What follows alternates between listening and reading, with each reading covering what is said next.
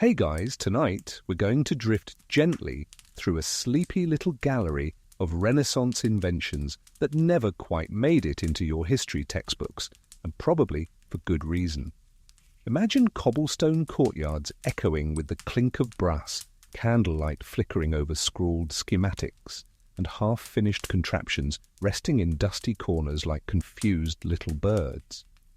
In this dim tinker's workshop of history, you'll tiptoe through the tales of thinkers and dreamers whose creations were just a smidge too quirky, a tad too ambitious, or several candle lengths away from making any practical sense. Some of these folks were celebrated minds who took a strange turn on a sleepy Tuesday. Others were ambitious eccentrics convinced their blinking goggles or perfume catapults would revolutionize the world. And the reality check? Most of them didn't survive history's taste test, and you probably wouldn't either if you tried on their diving bell or wore their molten candle slippers. So before you get comfortable, take a moment to like the video and subscribe, but only if you genuinely enjoy what I do here. Also, I'd love to know, where are you listening from and what time is it there? Post it in the comments. Now dim the lights, maybe turn on a fan for that soft background hum, and let's ease into tonight's journey together.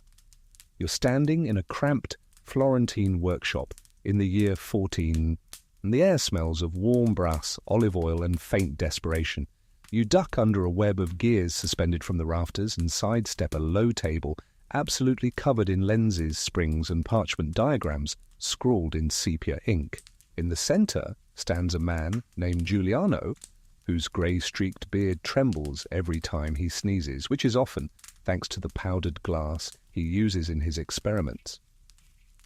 Giuliano has summoned you here to unveil what he believes will transform human vision forever: clockwork eyeglasses. Not content with simple lenses, Giuliano has engineered a pair of spectacles that blink for the wearer using two tiny mechanical shutters. The eyes, he explains, while winding a brass key at the side of the frame, deserve rest. They blink too often. Let the machine handle that. You try not to stare as the glasses twitch like a beetle preparing for liftoff. Giuliano places them delicately on your face. A sharp click, then darkness, then light, then darkness again. You begin to feel seasick. The blinking is faster than a hummingbird's heartbeat. The idea, Giuliano insists, came to him in a dream involving an owl and a bell tower. He had recently read fragments of Aristotle and misunderstood several of them, but confidently stitched the philosopher's thoughts together with his own belief that the human body was lazy. Our muscles, he says, are bored. They need machines to remind them how to feel tired. The glasses twitch again. You're now blinking at twice your usual rate and feel oddly out of sync with your own thoughts. They are adjustable, Giuliano beams. For monks, for painters, for children who stare too long at sunlight. One side suddenly detaches, flinging a miniature spring into a nearby vat of ink. Giuliano doesn't flinch. This has happened before. He retrieves another spring from a drawer labelled mostly harmless, then whispers something to it, as if that helps. And here's your first mainstream historical fact for the night. Vision correction was a serious Renaissance pursuit. Eyeglasses had been around since the 13th century, mostly convex lenses for the farsighted. But it wasn't until the 15th century that concave lenses for nearsighted folks really took off. Even Da Vinci sketched concepts for wearable optics, though thankfully none involved small catapulti, a pulse. As for quirky tidbits, Renaissance thinkers adored mechanical novelties. The era saw everything from robotic monks that bowed and gestured to fountains that sprayed intruders. Automata were considered both entertainment and philosophical musings on life and soul. Historians still argue whether Giuliano even existed. Some say he was a mashup of several lesser-known artisans.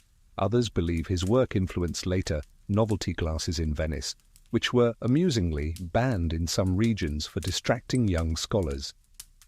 You sit on a lumpy bench, dazed and still involuntarily blinking. Giuliano proudly explains his plans to add a third eyelid controlled by breath. You nod politely, now seeing three of everything. Before you go, he presses a brass token into your hand, shaped like an eye, engraved with a phrase in bad Latin that might say, "Sight is overrated." Or possibly, "Blink on purpose, you're too polite to correct him." Outside, the sun is setting over red-tiled roofs. Your eyes, now free from the mechanical lashes, feel both relieved and vaguely suspicious of open air. The glasses? They were never adopted. Giuliano's workshop became a storage closet, but somewhere, maybe deep in a Venetian flea market, a pair still blinks away in a dusty wooden box, waiting for one more chance to exhaust someone's pupils into submission. You shuffle farther down a cobbled lane where the scent of rosemary and melted beeswax wafts through the air like half-forgotten thoughts. As twilight deepens, you find yourself at the edge of a cluttered courtyard lit by lanterns made from hollowed gourds. A small crowd gathers in hushed anticipation, murmuring with that specific brand of Renaissance hope. Maybe this will be the one that actually works. Standing in the centre, atop an overturned wine crate, is a man in a doublet made entirely of silk feathers. His name is Matteo del Fiore, and he's the kind of person who radiates confidence just slightly faster than common sense. "Tonight," Matteo proclaims, arms outstretched, "we take to the skies like the noble heron." The crowd does not cheer. They murmur cautiously and shift their weight. He unveils what he calls the feathered flying cloak, a magnificent monstrosity of layered goose down, copper buckles, and lengths of stiffened silk. It trails behind him like an enormous flammable cape. Strapped to his arms are two folding appendages vaguely resembling wings. To his back, a leather harness stuffed with springs and wishful thinking. "I've studied the cranes of Cyprus," Matteo says, nodding sagely. "Their secret is rhythm and belief. What he doesn't mention is that his only real study involved watching birds flee a butcher's stall and trying to sketch their angles before they disappeared into the sky." Nevertheless, Matteo climbs the low roof of his workshop with theatrical flair. The gathered crowd collectively tilts their heads upward like hopeful chickens. Now here's your solid historical fact. Renaissance Italy saw an explosion of interest in human flight. Leonardo da Vinci famously filled pages with sketches of ornithopters, winged devices meant to mimic bird flight. While none were built during his lifetime, the dream of flying was already well feathered in the minds of inventors. Back to Matteo. He tightens his straps, grits his teeth, and whispers something to the breeze. Then he leaps. The cloak billows. The crowd gasps. For exactly 1 second, Matteo appears to hover. That second ends. He plummets into a decorative fountain with all the grace of a soggy rug tossed from a tower. There's a great splash, a few scattered feathers, and then the wheezing sound of someone coughing up enthusiasm and pond water simultaneously. A fish flops onto the cobblestones beside him. Matteo emerges, soaked but beaming. "See," he sputters, "a soft landing." "Controlled descent." The crowd disperses politely. One boy claps once before being shushed by his mother, the quirky tidbit. Feathers were genuinely a recurring theme in early flight experiments. There's evidence of feather suits built in Eastern Europe around the 16th century, though they mostly resulted in fractured legs and damaged pride. Some would-be flyers believed that mimicking bird anatomy exactly, even including bone angles and tail feathers, would trigger some magical aerodynamic alchemy. It didn't. Matteo limps past you, one sandal missing. "Next time," he mutters, "ostrich feathers, much more stable." He slips on a mossy step. Historians still argue whether the feathered cloak was a sincere attempt or a carnival stunt. Some believe Matteo was hired by a rival merchant to publicly embarrass the Florentine Inventors Guild. Others say he truly believed that bird-watching and daydreaming were sufficient aeronautical training. As night thickens, you wander past the crumpled cloak, now draped over a goat that looks mildly offended. The fountain gurgles with faint indignation. You glance up at the stars, not out of hope but habit. No one is flying tonight. Yet somewhere in the faded margins of an old manuscript there's a sketch of Matteo's cloak with the caption, Man takes wing, briefly. And maybe that's enough. By now your shoes are damp and your patience mildly wrinkled, but you press on through the narrow back streets of Florence, led by nothing but candlelight and the gentle clack of cobblestones beneath your heels. You pass a sleeping cat, 2 arguing lute players, and eventually reach a squat little shop nestled between a bakery and a wig maker. Above the door hangs a crooked sign painted with a quill, a scroll, and what looks suspiciously like a snail. You push the door open, it resists, then creaks, then sighs. Inside, you're greeted by the smell of aged parchment, ink, and bitter disappointment. This is the studio of one Giovanni Spoleto, self-declared master of thought transcription and ink engineering. He's been working with great intensity and increasingly poor judgment on what he calls the self-writing quill. Giovanni greets you with the feverish eyes of someone who's been awake for 6 days, but insists they've discovered something absolutely vital to the future of all written knowledge. He gestures grandly toward a brass armature perched atop a desk, like a tiny, overcomplicated marionette holding a quill pen with a grim sense of duty. It listens to the mind, he explains. It feels the weight of thought. It translates the ether of genius into ink. You raise an eyebrow. He pats the device affectionately, then winds a small crank and places a handkerchief over his own head, murmuring something about thought transfer. The quill twitches once, then stabs the inkwell violently, then writes what looks like the word glab. You lean in. The quill now drags a thick line across the page like a worm doing calligraphy under duress. Giovanni claps. "It's writing," he whispers.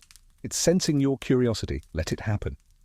Here's your actual historical nugget.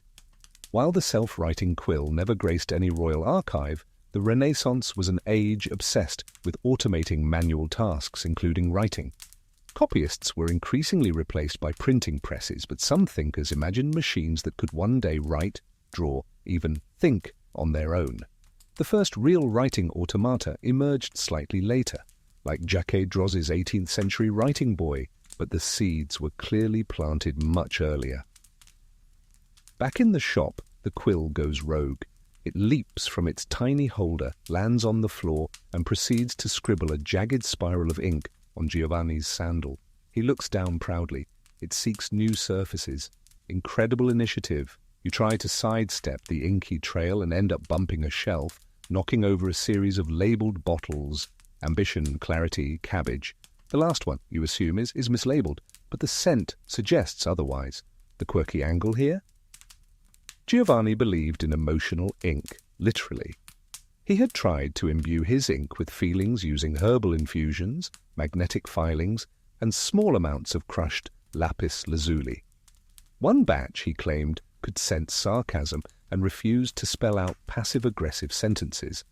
Historians still argue whether Giovanni was a visionary or simply had very bad handwriting and blamed the pen. A few manuscripts attributed to him contain long passages with strange interruptions like, "I'm tired now," or "Why do you make me write this nonsense?" possibly meant as jokes, or perhaps genuine complaints from the quill if you're being generous. Eventually, the self-writing quill comes to a rest, tangled in a pot of licorice root ink. Giovanni solemnly declares the experiment a success and asks if you'd like your thoughts transcribed. You decline, politely but firmly. As you step back into the cool evening, you carry with you a smeared parchment labelled "Very Important Ideas Number 4. You can't read any of it, but you do admire the effort. In a way, it did write something, not coherently, not usefully, but it did move. And centuries later, in a museum's dusty cabinet marked "Speculative Writing Tools," there's a tiny brass clamp and a single bent quill next to a note. It thought, therefore it blotted. The moon hangs low now, a pale coin flipping slowly through the sky as you wander farther out toward the edge of town, past olive groves whispering in the breeze and fig trees casting sleepy shadows. There, nestled beside a slow-moving canal, sits a quiet little monastery, not known for its prayers or art, but for one very peculiar thing. Brother Angelo greets you at the gate with the serene smile of a man who has no idea what he's doing, but believes deeply that he should be doing it anyway. "You've come," he says solemnly, "for the future of underwater peacekeeping." You nod, mostly to be polite. He leads you to the edge of the canal, where floating nearby is what looks like a small wine barrel wrapped in leather belts, fastened together with W. There, with waxed string and possibly divine hope. "Behold," Brother Angelo intones, "the world's first submarine made of barrel staves. It creaks in the wind. A duck stands on it briefly, unimpressed. Brother Angelo's plan, he explains, is simple. Secrecy, stealth, and sogginess." "Naval combat must evolve," he whispers. "Imagine gliding beneath the waves, unheard by the enemy, seen by none, free of sin or splinters."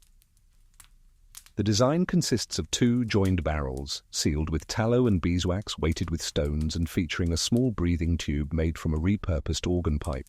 There's a wooden crank inside. What it's meant to crank is unclear.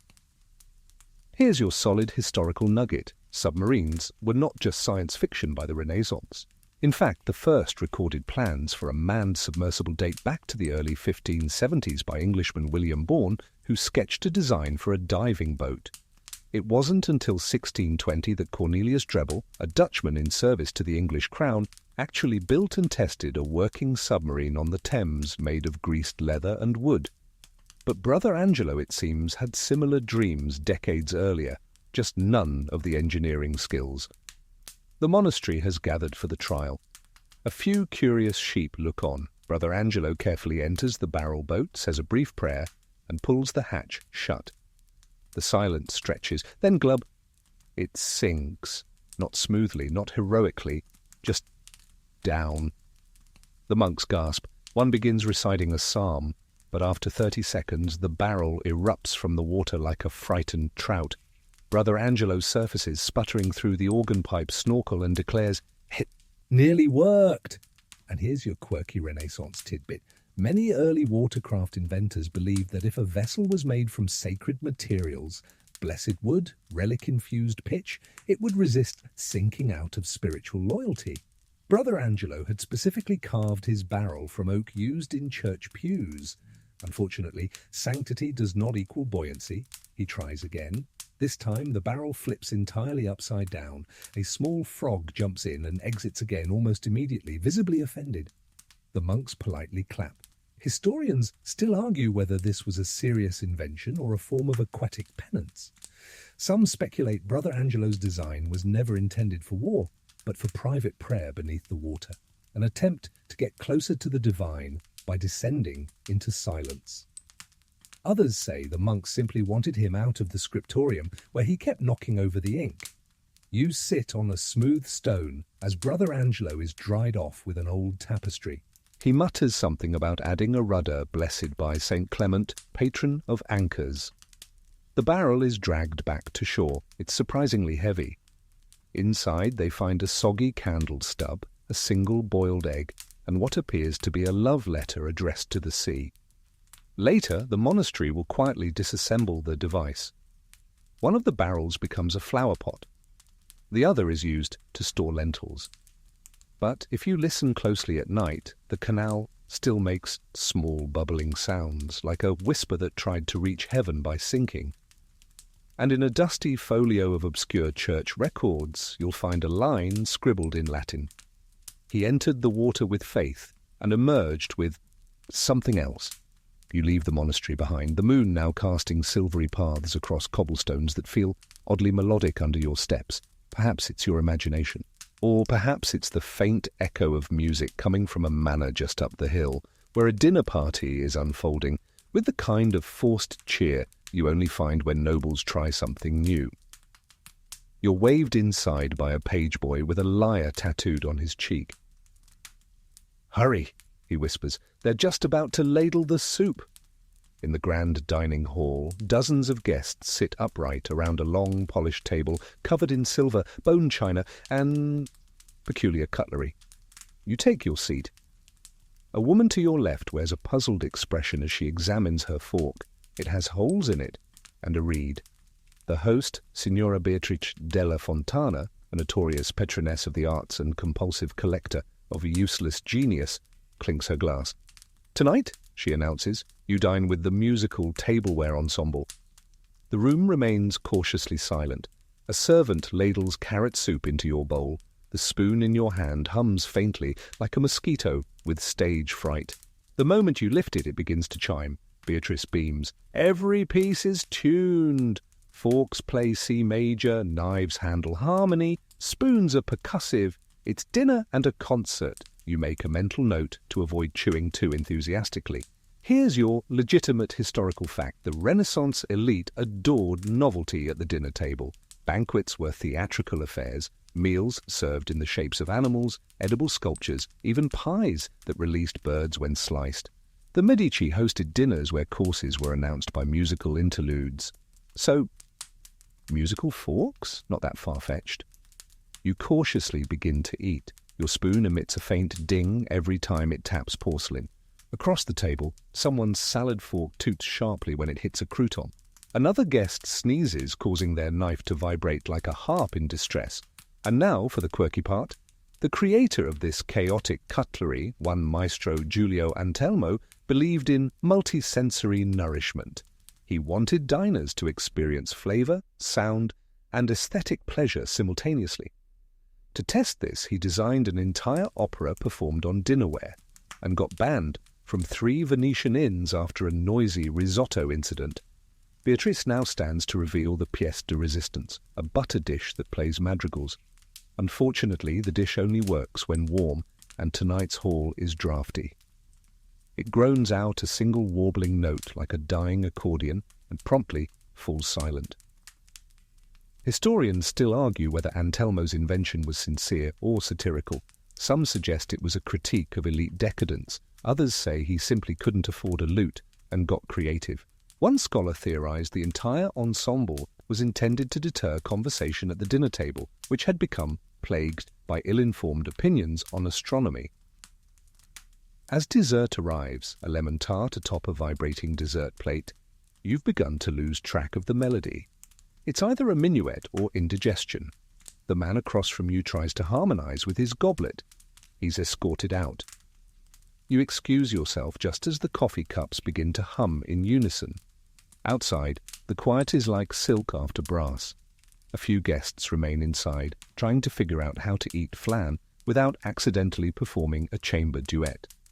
1 month later, the musical tableware ensemble is donated to a museum of exquisite miscalculations, where it spends most of its days playing unintentional lullabies whenever someone walks too heavily nearby. And in an anonymous guestbook from the banquet, someone has scribbled, "Dinner was a C+. Dessert was a D#." The road from the manor winds downward now into a chillier part of town, where the lanterns hang lower, their wax dripping steadily like sleepy seconds. You tug your cloak tighter, following the faint scent of wood smoke and something vaguely burnt, yet sweet. Eventually you round a bend and come upon a flickering stall wedged between a cooper's hut and a chapel wall. A small brass sign reads, "His Grace's Thermally Enlightened Footwear." Yes, you've found the inventor of the infamous heated slippers powered by candle wax. The man in charge is not a priest, as the location might suggest, but a former bishop named Benedetto. After retiring from ecclesiastical life, too many draughts in the cathedral, he claims, he became obsessed with the spiritual importance of warm feet. A cold soul, he says gravely, leads to a cold soul. Benedetto gestures for you to sit and offers you a pair of his finest wares, plush slippers lined with sheepskin and fitted with small iron chambers beneath the toes, each the size of a chicken egg. He carefully inserts a stub of waxy red candle into each and lights them with a solemn nod. "Give it a moment," he says, stepping back. At first, it's rather nice, cozy. Your toes feel hugged. Then things escalate. There's a faint hiss, a puff of cinnamon-scented smoke, then a pop. A tiny flame flickers through a seam in the stitching. You panic mildly. Benedetto waves a pewter spoon at you. "Don't move, they do that." You remove the slippers anyway. Here's your legitimate history fact to soothe the nerves. Personal heating devices were a thing in the Renaissance. People used foot warmers made of metal or ceramic, filled with hot coals or heated stones. Wealthier individuals had bed warmers, metal pans filled with embers, slid between sheets. Safety wasn't the priority, warmth was. Now back to Benedetto's experimental theology of the toes. The bishop believed heat encouraged divine circulation and could ward off illness and impure thoughts. One pamphlet he authored, Ignis Pedis, Ignis Spiritus, argues that St. Lawrence endured the gridiron partly to warm his arches. Historians have largely chosen to ignore this. The quirky detail? Benedetto tried launching a winter line of heated footwear for nuns and clergy, with scented wax blends like frankincense, pine, and, confusingly, garlic. The garlic version was discontinued after several incidents involving wild dogs and a scandalous misinterpretation of the scent as a culinary miracle.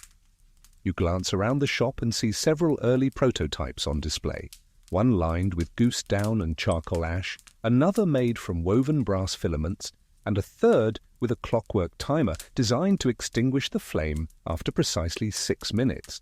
That one is still smoking. Historians still argue whether Benedetto ever sold more than 5 pairs. Church records list him as retired with eccentric pursuits, anelukey, tis, and local tales say he once attempted to heat an entire choir's shoes for midnight mass, resulting in an evacuation, 3 singed cassocks, and 1 melted organ pedal. You politely decline his offer to light your slippers again. He nods, unfazed, and returns to carving scripture into the heel of a new prototype. Version 7 will have better smoke holes, he murmurs. The Lord does not like sweaty toes. Outside, the wind is sharper now. You wiggle your feet inside your own, decidedly flame-free shoes. The warmth of candle slippers may be fleeting, but the memory, that will smoulder quietly in the corners of your imagination for years to come. And somewhere in a half-forgotten shoebox beneath a church crypt, a pair of Benedetto's finest still sit, faintly smelling of beeswax and holy intentions, waiting for someone bold enough to risk divine combustion in the name of comfort. The night deepens, folding around you like velvet as you follow the gentle tolling of bells echoing faintly from a nearby hillside. At first you assume it's simply the hour being struck, but the timing is odd. 4 slow rings, then silence, then 2 more, as if the bell tower itself forgot what it was doing halfway through. Curiosity tugs you toward the sound, up a path lined with leaning stone walls and sleepy ivy. The bell tower belongs to the Abbey of San Galvano, but tonight it is no monk ringing the chimes. Instead, you find yourself face to face with a tall, wooden frame bolted to the stone floor, wrapped in copper wires and taut ropes, wheels and levers twitching quietly under the moonlight. This is the automated church bell ringer, and its inventor, Sister Agnesa, is currently tightening a gear with a fork. She turns, smiling through soot-smeared spectacles. "It's nearly calibrated," she says, as if that means anything to you. It's meant to remove human error from divine timekeeping. You glance at the machine, which looks suspiciously like an oversized crossbow with theological aspirations. People forget, she continues, but bells do not, especially when they're powered by clockwork grace. Here's your solid historical fact. Mechanical clock mechanisms were already present in parts of Europe by the late Middle Ages. Towns competed over the most precise public clocks, often with intricate automata ringing bells at hourly intervals. By the Renaissance, the merging of gears, bells, and religious timing became more experimental, especially in monasteries where punctuality was considered a form of devotion. Sister Agnesa believes the monks have grown too relaxed with their bell duties. Her invention, affectionately named Sancta Clanger, rings prayers, vigils, and even mealtimes precisely to the minute. Or it would if it didn't also chime at midnight, 3:12 a.m., and, strangely, at the exact moment someone nearby sneezes. You watch as the gears whir, a lever pulls taut, and the clapper strikes. The bell rings with righteous confidence. Then again, then again. Then it stops, mid-cycle, and emits a faint, wheezing sound. The timing spring gets nervous when watched, Agnese mutters. Here's your fringe tidbit. Some automaton designers genuinely believe machines could be infused with moral character.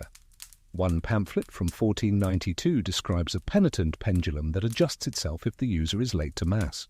No evidence supports this machine ever working, but its blueprints feature a tiny drawing of a clock frowning disapprovingly.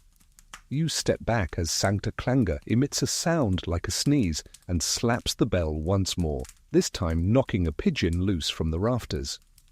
Sister Agnese beams. See, she learns from her mistakes. You're less convinced.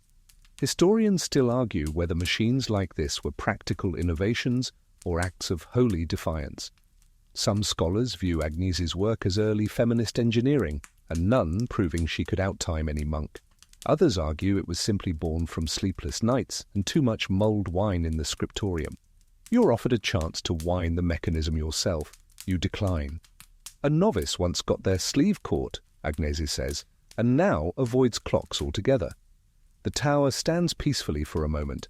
Then, without warning, the bell rings 5 times in rapid succession, startling a cat off the ledge. Agnese nods solemnly. That means dinner's late. As you descend the steps, you glance back one last time. The machine sits motionless now, but the ropes twitch gently in the breeze like it's dreaming of divine timetables. In a dusty logbook inside the abbey, one entry reads, "Bells rang 13 times at sunrise. No one died. Curious." And perhaps tucked in the quiet edges of faith and invention, that was miracle enough. You leave the abbey behind, ears still echoing with irregular bell tolls, and meander into a district known for cartographers, astrologers, and other kinds of professional guessers. The streets here are quieter, the stars above more visible, and the buildings slightly crooked, as if everyone who designed them was distracted by a celestial chart and forgot about gravity halfway through. You arrive at a peculiar little shop with a painted globe over the door and a slogan that reads, "All directions, only truth." A gentle jingling bell greets you, and you step inside to meet a man named Cosimo Rinaldi, a cartographer with far too many compasses and not nearly enough skepticism. Cosimo, wiry and wide-eyed, doesn't look up from his scroll. "You're just in time," he says, "for the unveiling of my masterpiece." He holds up a small, gleaming instrument shaped like a sunburst. "Behold, the compass that always points to Rome." You smile, thinking he's joking. He is not. "The soul must always face the seat of civilization," Cosimo explains. "North is arbitrary. Rome is eternal." The compass needle does, in fact, point steadily southwest, completely ignoring magnetic fields, and instead following a spring-based mechanism influenced by, well, it's unclear. Cosimo claims he tuned it to the emotional frequency of the Vatican.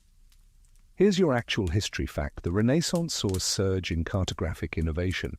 The invention of the printing press allowed for wide distribution of maps, and explorers' discoveries required constant updates.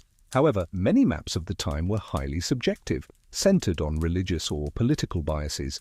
Jerusalem, for instance, was often placed at the center of the world. Rome was frequently given exaggerated prominence in European charts. Cosimo gestures to several charts behind him, each depicting Rome as the origin point of every known road, wind, and migratory bird. One even shows the Tiber River flowing through the Amazon. You ask him whether this compass would be useful for travel. "Of course," he insists. "You'll never lose your way morally. You may, however, end up in a swamp." Here's your quirky tidbit. Cosimo once tried to patent a map of the world in which all paths lead to Rome, literally. It's a radial chart where the outer edges curl inwards like a cinnamon roll of imperial nostalgia.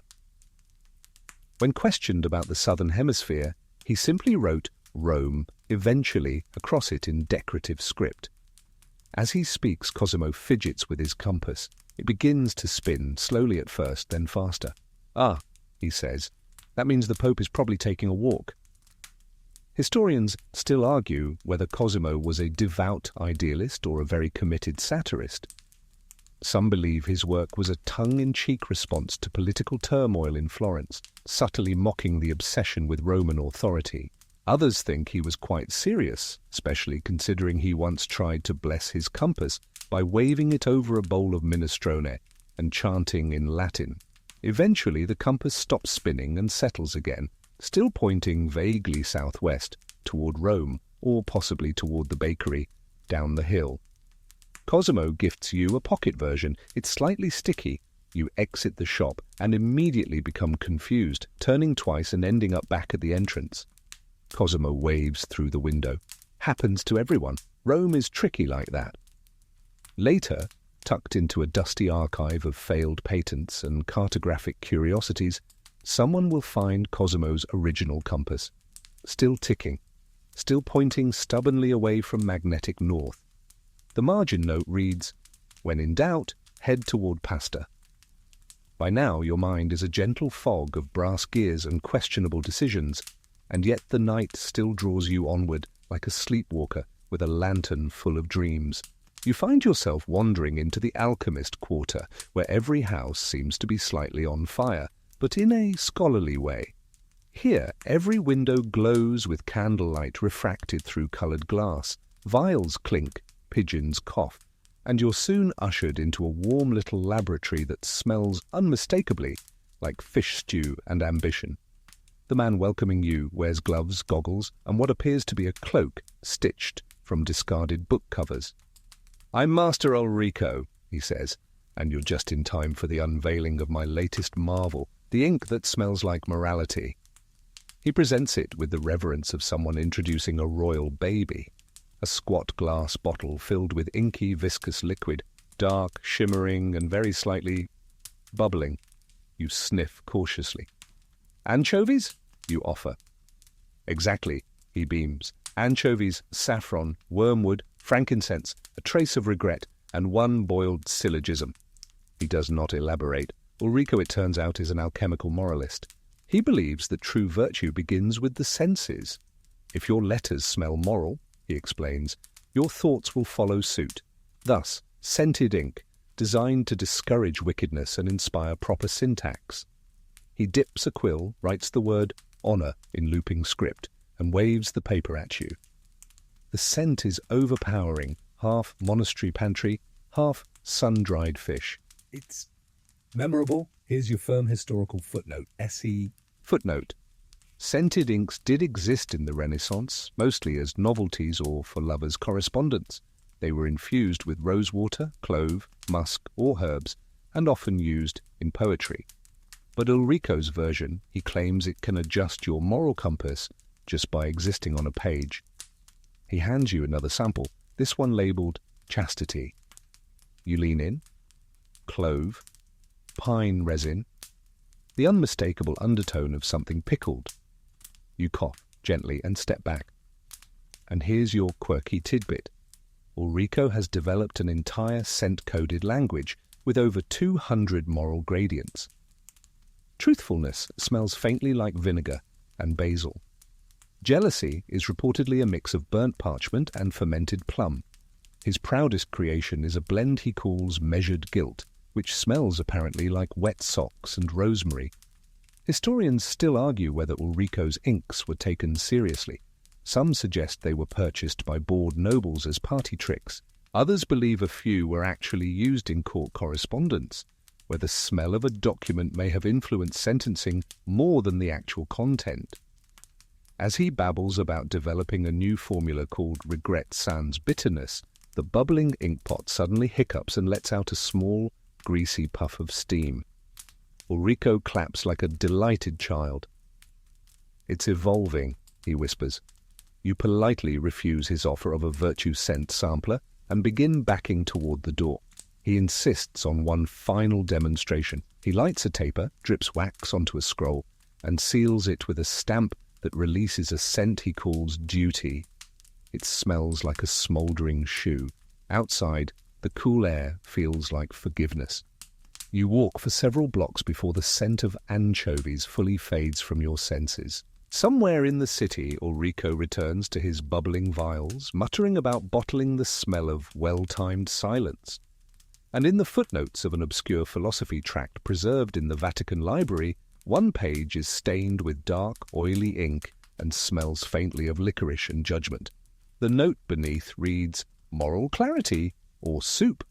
The night presses onward, folding over the rooftops like a thick wool blanket, and you begin to wonder just how many eccentric inventors can fit into one city block of the Renaissance.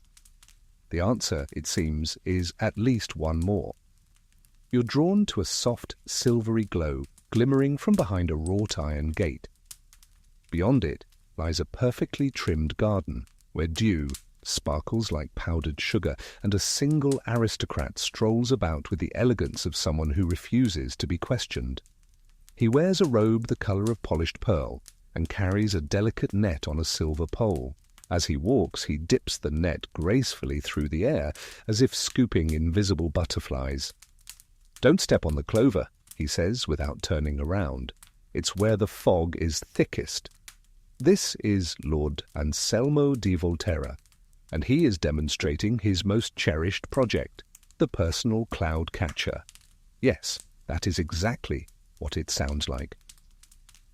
"I'm collecting dew-borne vapour," he explains, showing you a glass vial half full of what looks like condensation. Morning mist, hill fog, emotionally receptive humidity. I'll bottle it all, for beauty, for youth, for softness. You nod as if that's perfectly reasonable. The theory, Anselmo says, is simple. Early morning fog, untouched by sunlight, contains nature's quietest secrets. By capturing it, distilling it, and dabbing it upon one's face, one might absorb the vitality of dawn itself. It is, he insists, like hugging a cloud, but more hygienic. He dips his net again, carefully twisting it over a funnel. You watch as a single drop collects at the bottom. He sighs with satisfaction. That one came from above the rosemary hedge, very spiritual. Here's your historical anchor. While nobody in the Renaissance was quite this fog-obsessed, there was a strong belief in the medicinal and cosmetic power of dew. Apothecaries sometimes collected early morning dew for use in face creams, tonics, or poultices. Some even claimed that dew collected during full moons had mystical properties. So Anselmo isn't entirely alone in his vaporous pursuits, just more committed. Here's your quirky detail. Anselmo also tried to patent a rain whisperer, a device that dangled bells from his hat to detect changes in humidity. The sound, he claimed, allowed him to identify emotionally charged air. His neighbours claimed it allowed them to hear him coming and hide faster. You glance around the garden and notice a series of fog harvesting stations, silk nets stretched over bamboo hoops, tiny wind chimes tuned to call the mist, and a wind-powered fan that gently ushers vapour into labelled jars. One reads April 14th, slightly melancholic. Anselmo swears by their effectiveness. "Look at my skin," he says, pressing a dewy hand to his cheek. "You could bounce a poem off it." Historians still argue whether Anselmo's cloud catcher was a serious cosmetic endeavour or a nobleman's excuse to wander barefoot through gardens and whisper compliments to bushes. His journal contains long passages about dampness with character, and one entry where he claimed to have caught the sigh of Venus in a jar labelled East Wind, pre-sunrise. Your presence inspires him to show off his newest addition, a portable cloud harness, shaped like a shoulder cape with dangling glass orbs. He dons it with pride. The orbs immediately fill with nothing. He frowns. It only works when the air agrees. You quietly slip away as he begins humming to the hedges. The scent of rosemary and whetstone trails after you. Later, Anselmo will go on to publish Mist and Meaning, a guide to the sky's emotions, which is banned in Venice for excessive dampness and metaphorical intent. One copy remains, warped slightly from moisture, shelved under experimental weather therapy. And somewhere in an attic, nestled among empty vials and silk nets, a tiny bottle labelled True Fog, slightly bashful, sits patiently. Still foggy, still unconvinced. The streets are emptier now, softened by fog and the distant sound of someone arguing with a pigeon. You continue through a narrow alley where the bricks sweat gently in the cool night air, turning corners until the stone underfoot gives way to gravel. then grass, then silence. Ahead, nestled beside a forested ridge, is a circular clearing with a curious structure in the middle, a sort of wooden dome supported by bent saplings and draped in layers of felt. Sitting nearby is a man in a velvet tunic, shaped like a question mark, by both style and posture. His name is Duke Lorenzo of Piedeluco, and he gestures for you to join him as he straps a large bronze helmet over his head. This, he says in a hushed voice, is the echo hunting helmet.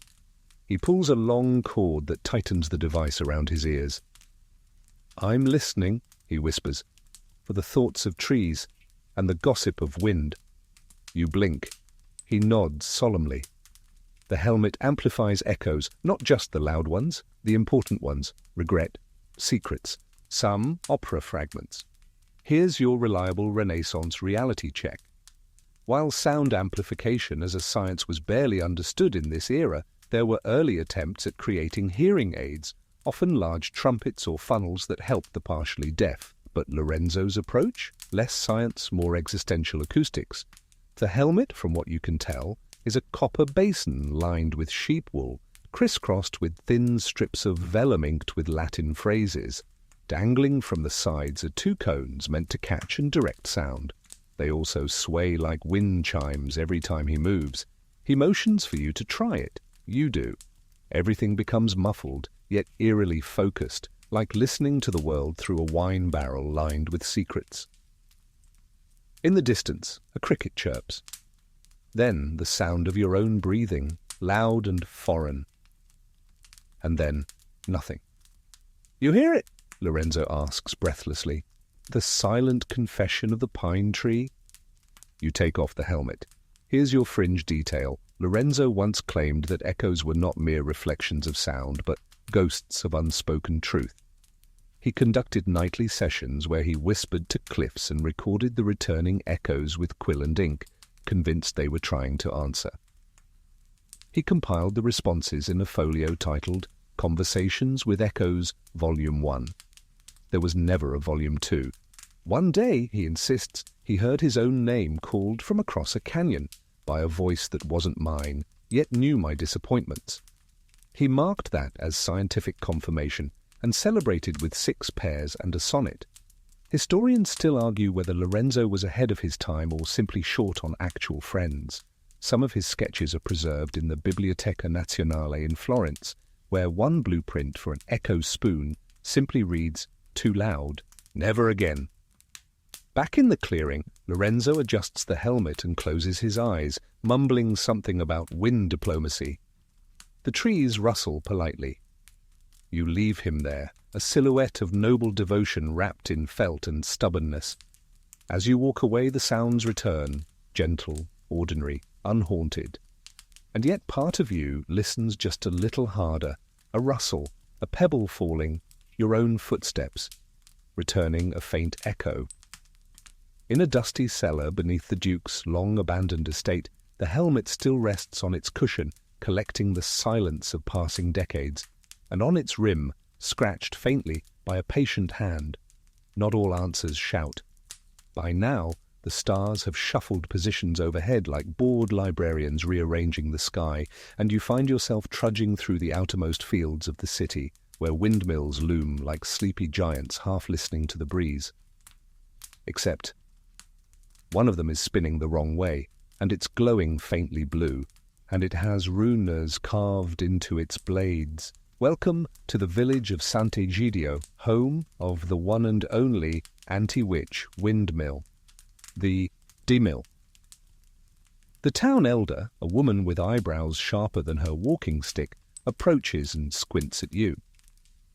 "You smell like bell towers and fish ink," she mutters, then beckons you closer. "Come see what keeps us safe at night." She leads you to the base of the windmill, where a complicated tangle of rope, iron charms and goat bones dangle from the gears. The blades creak overhead, turning counter to the wind. Painted along their surface in ochre is a looping script said to disrupt hexes at 100 paces. According to the villagers, the windmill was designed decades ago by a local blacksmith named Tiberio, who was convinced that witches cast their spells on the air itself. If we scramble the wind, he explained, we confuse their curses.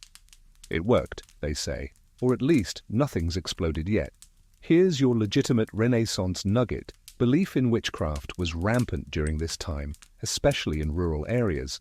Entire texts were written on how to identify and counteract witches, and while some efforts were horrifyingly serious, witch trials, persecution, others took the form of architectural cures, such as protective carvings on homes, chimneys, twisted to confuse spirits, and yes, the strategic placement of iron objects and wind-powered wards.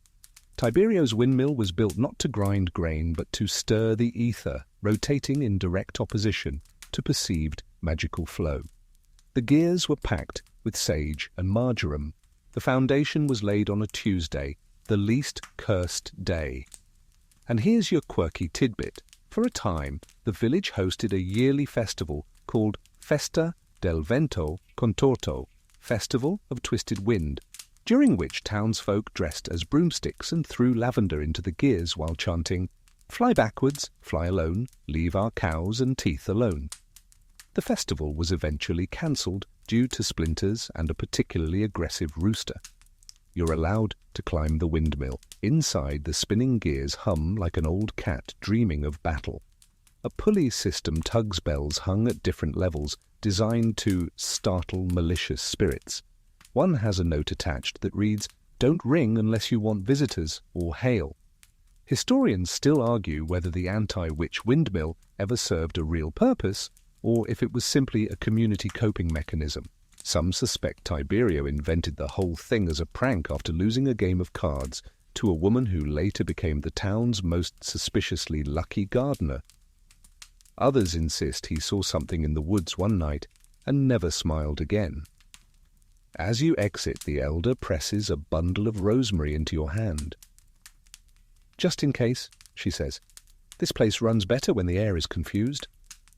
Back on the path, you glance over your shoulder. The windmill keeps turning, slow and steady against the breeze. Its blades creak with determination. A lone owl watches from its roof, judgmental and unmoved, and somewhere in a fading book of mechanical wonders, a single entry reads, "One device to twist the winds and rattle fear from the sky." You drift away from the windmill with the scent of rosemary trailing behind you like a mildly judgmental ghost. The road narrows again, flanked by hedges, whispering softly to one another, until you catch the faint, unmistakable sound of gargling? Yes, gargling. Rhythmic, synchronized gargling, punctuated by what might be a soprano underwater hiccup. You follow the sound to a low stone building perched near a shallow lake. Inside, candlelight flickers off watery walls and robed figures walk about holding towels and tuning forks.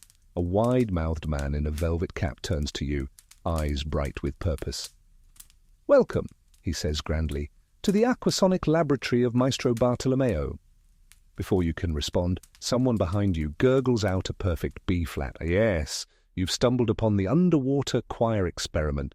Maestro Bartolomeo, a music theorist with damp sleeves and enormous optimism, gestures toward a glass-walled pool where several individuals stand waist-deep, humming through elongated reeds.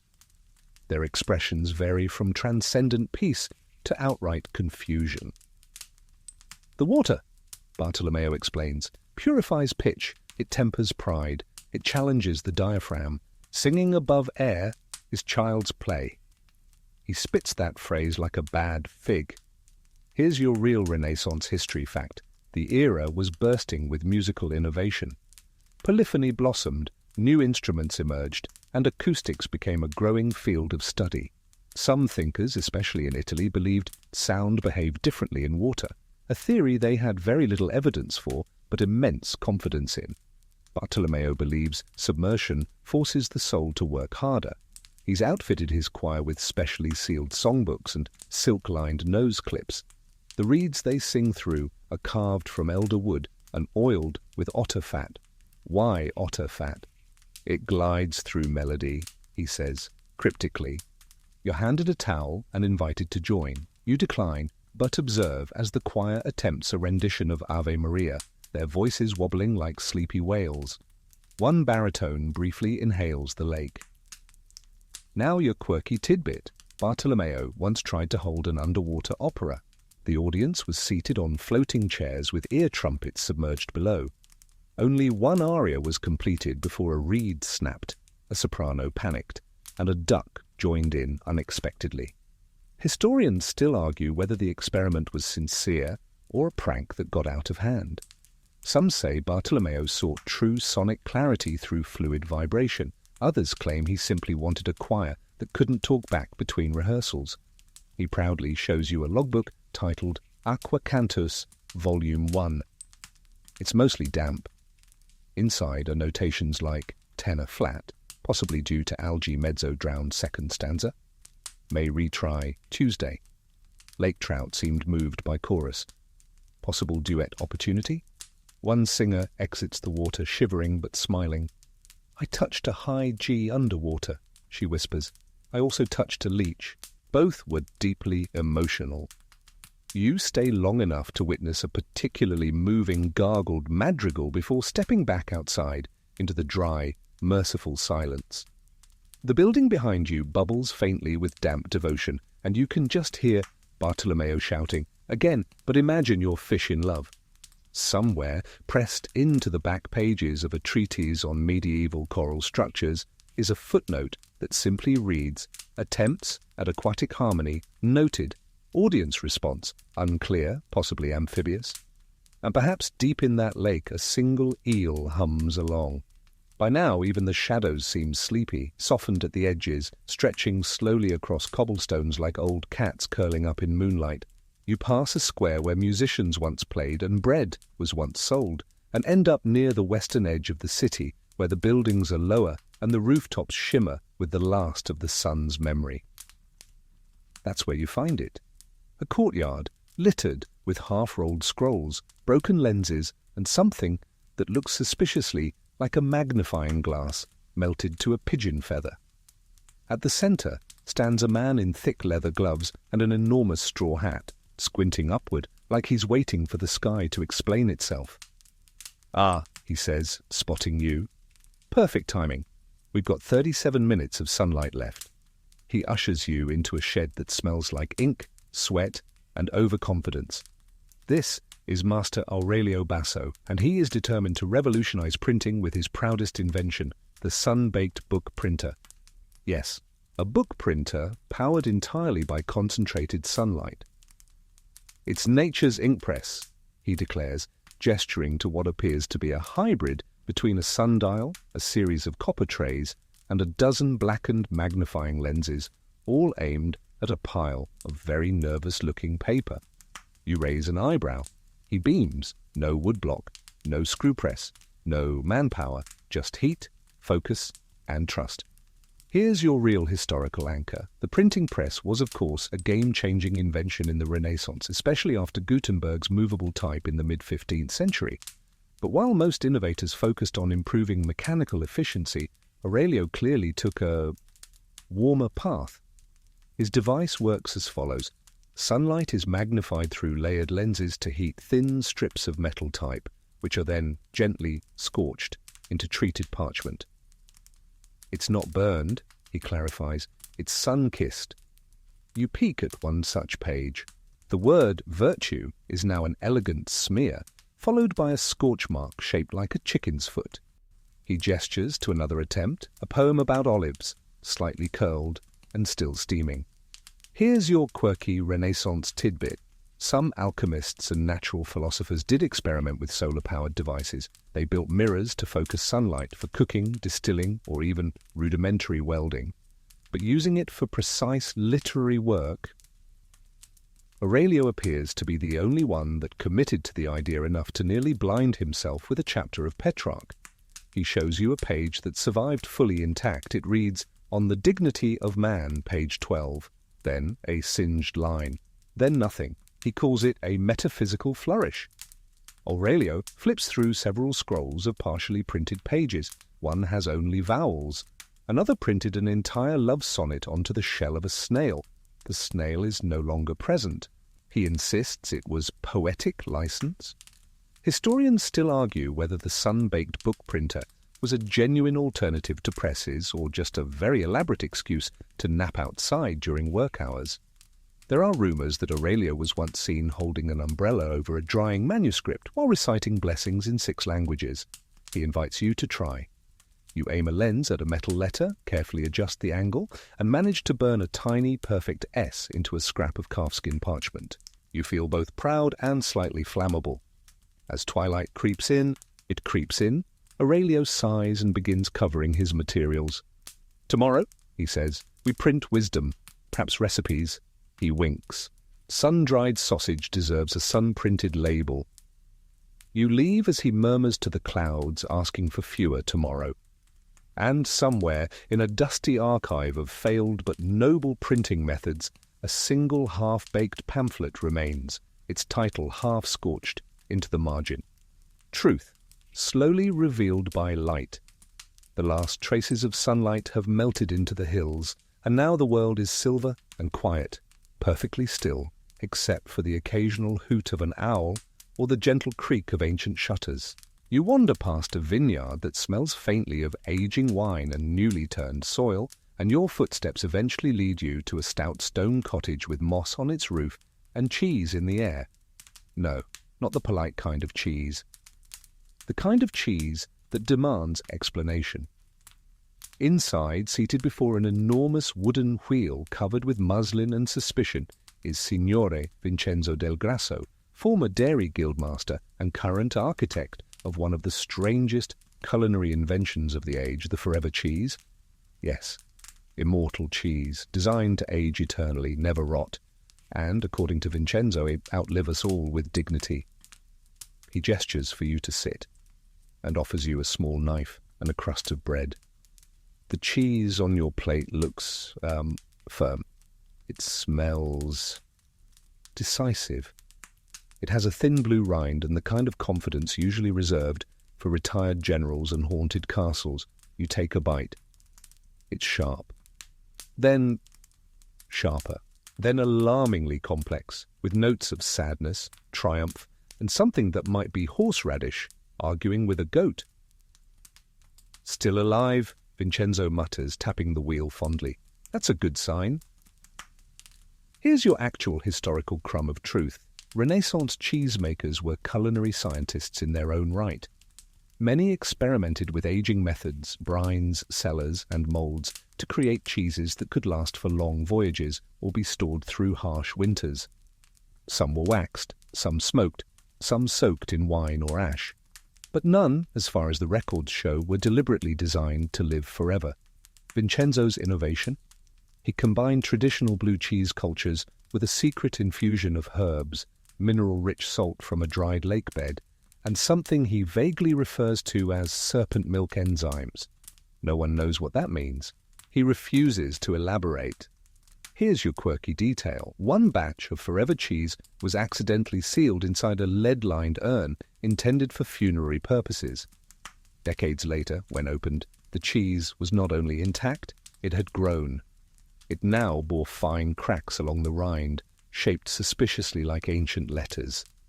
A scholar tried to read them aloud. The cheese reportedly growled.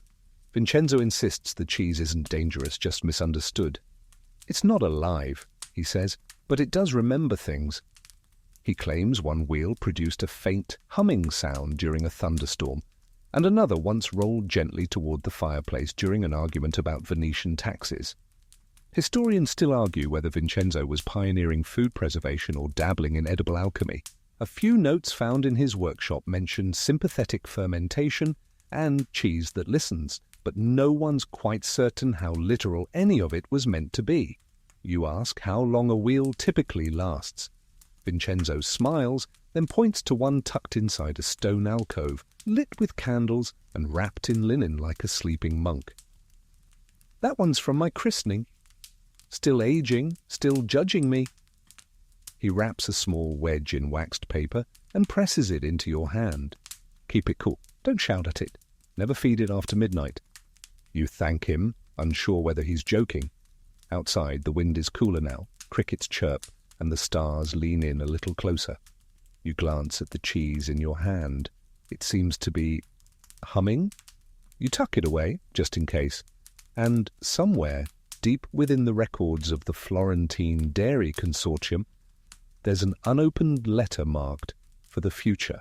Do not taste until humanity deserves it." The road now tilts downhill again, gently pulling you back toward the city's sleeping heart. The moon rides higher, brighter, as if it too is watching over the parade of peculiar minds you've met tonight. You follow a lane lined with lanterns shaped like shears until you spot a flickering sign swaying above a low brick shop.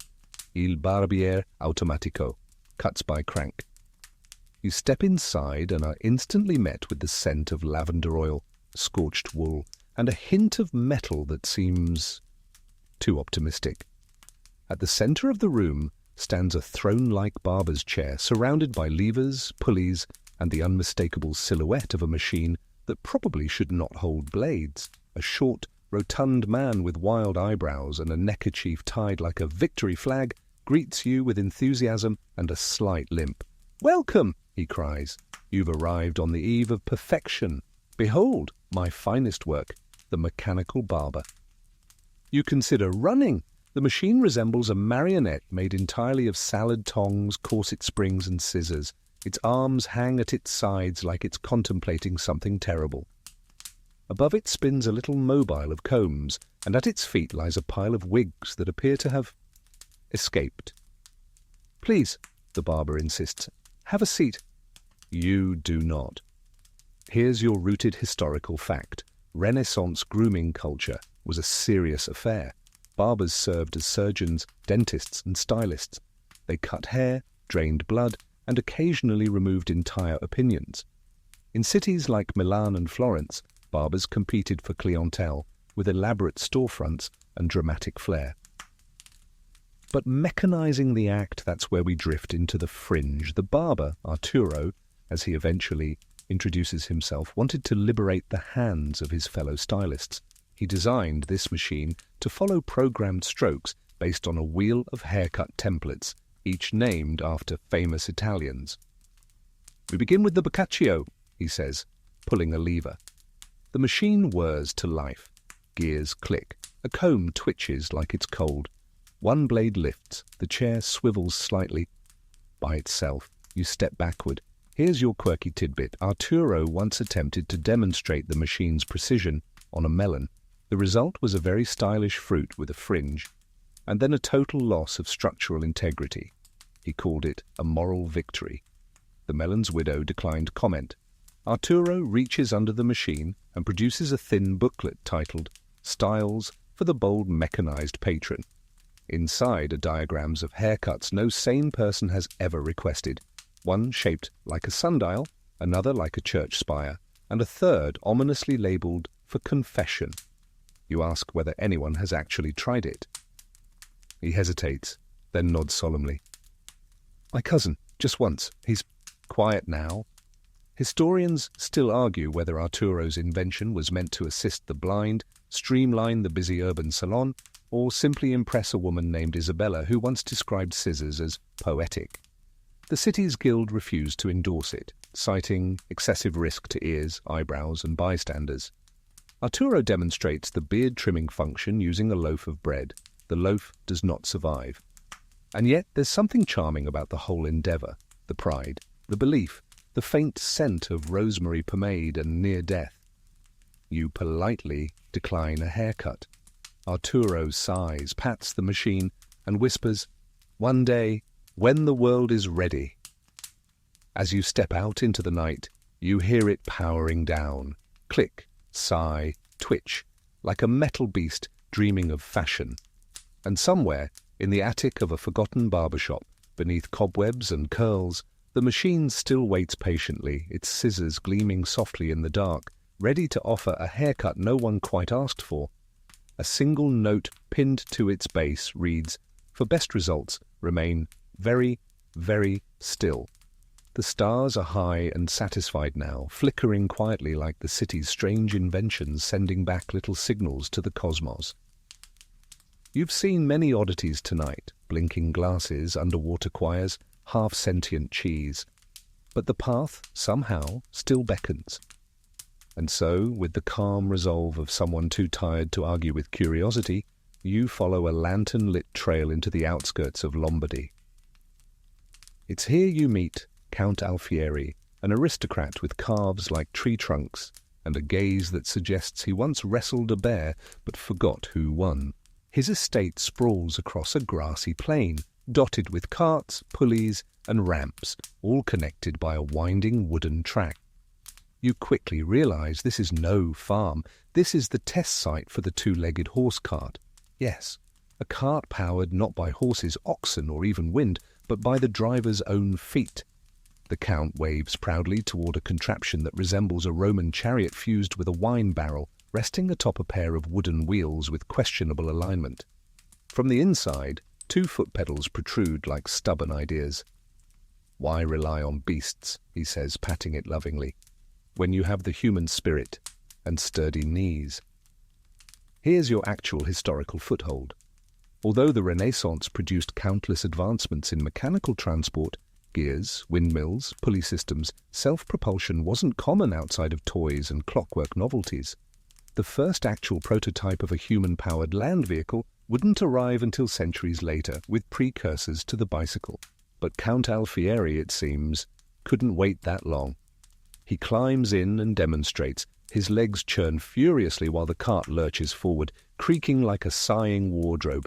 The cart makes it 10 feet, then stops. The Count wheezes triumphantly. You ask how far it's ever gone. "Once," he gasps, "all the way to the stables." Admittedly, they were downhill. Here's your quirky tidbit. Alfieri once tried racing the cart against a regular carriage drawn by mules. He lost, naturally, but insisted his vehicle offered a greater sense of participation. He even began hosting foot-powered chariot days on his estate, where nobles attempted the course in long robes and promptly pulled hamstrings. One bishop reportedly fainted at the halfway mark and was revived with cherry cordial.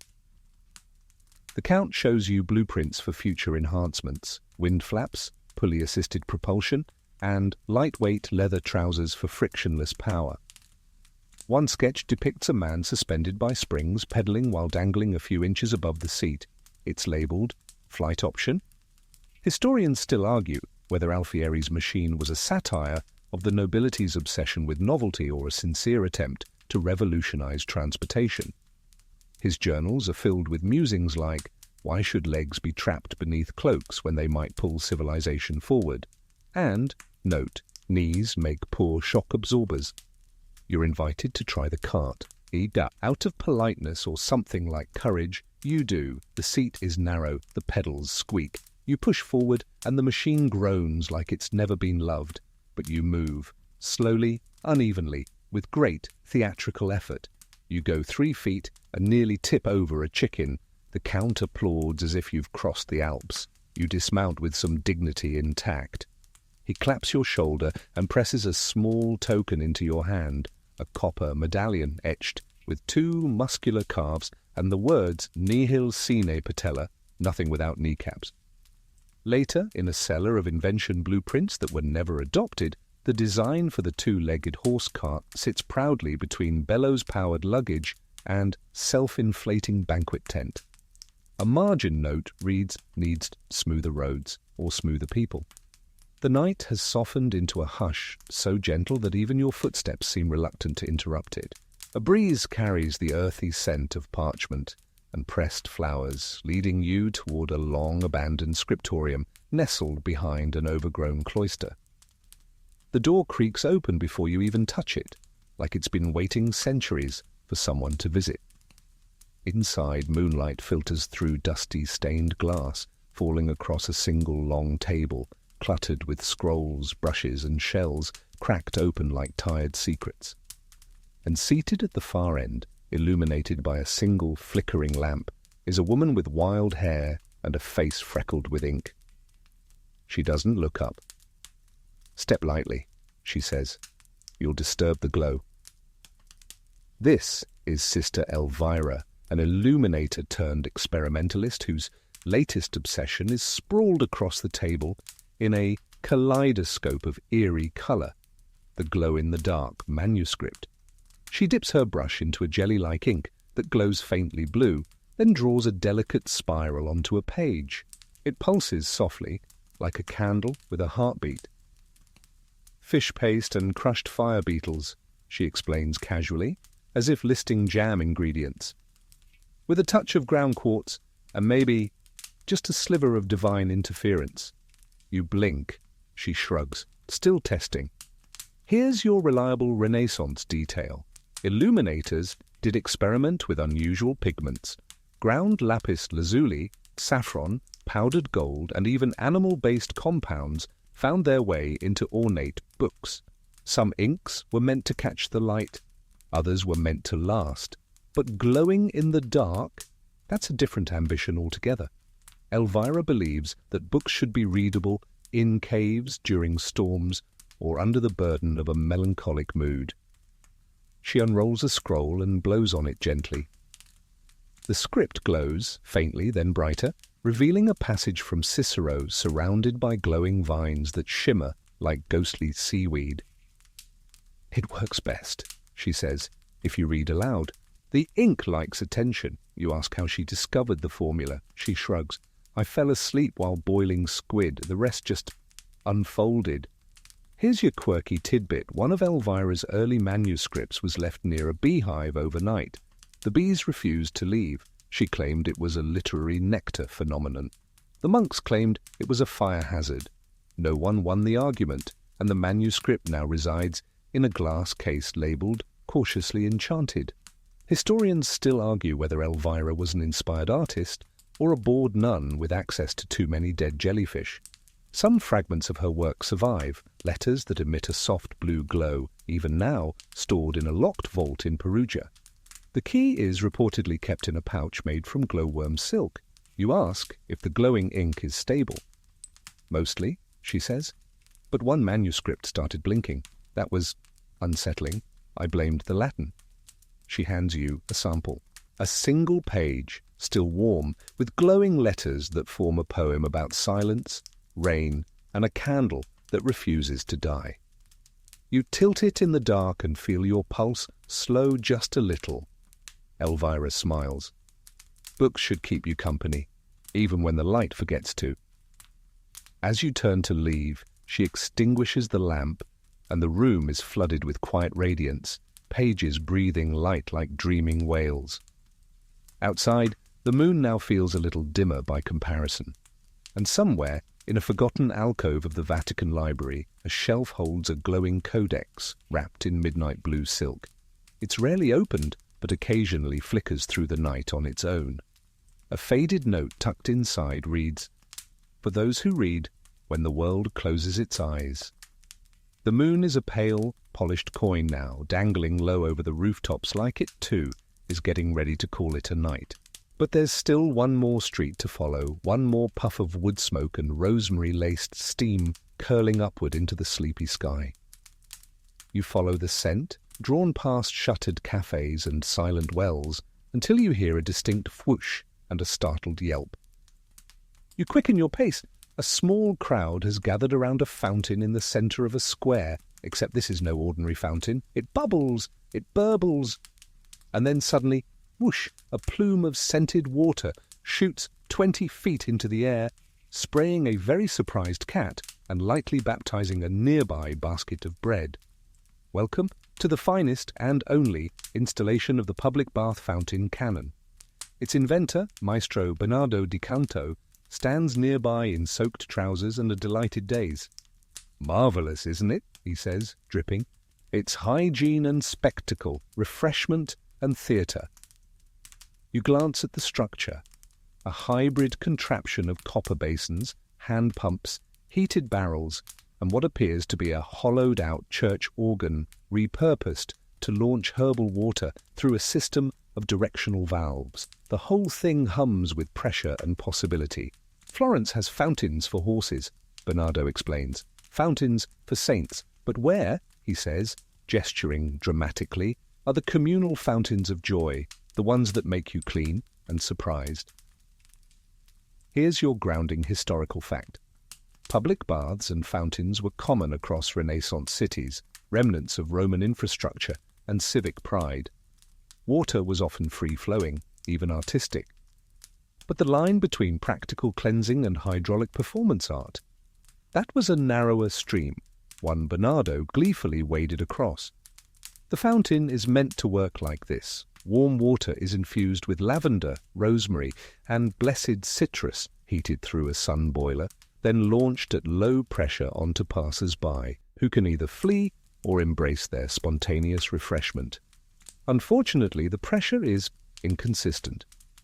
You watch as a nun is gently misted while feeding pigeons, followed immediately by a burst that knocks the hat off a sleeping merchant. The pigeons flee. The merchant dreams of war. Here's your quirky tidbit. Bernardo once attempted to choreograph the entire system to music, turning the square into a liquid concert. Each pipe would correspond to a musical note, and each spray would release scented mist in tune with a madrigal. The only test run resulted in the choir being soaked during the opening measure and a lute being briefly classified as soup. You ask him why he built it. "My mother," he says, eyes shining. She always said the cleanest people were the ones who never saw it coming. Historians still argue whether Bernardo's cannon was a sincere invention, a carnival prank, or a secret attempt to cut soap costs.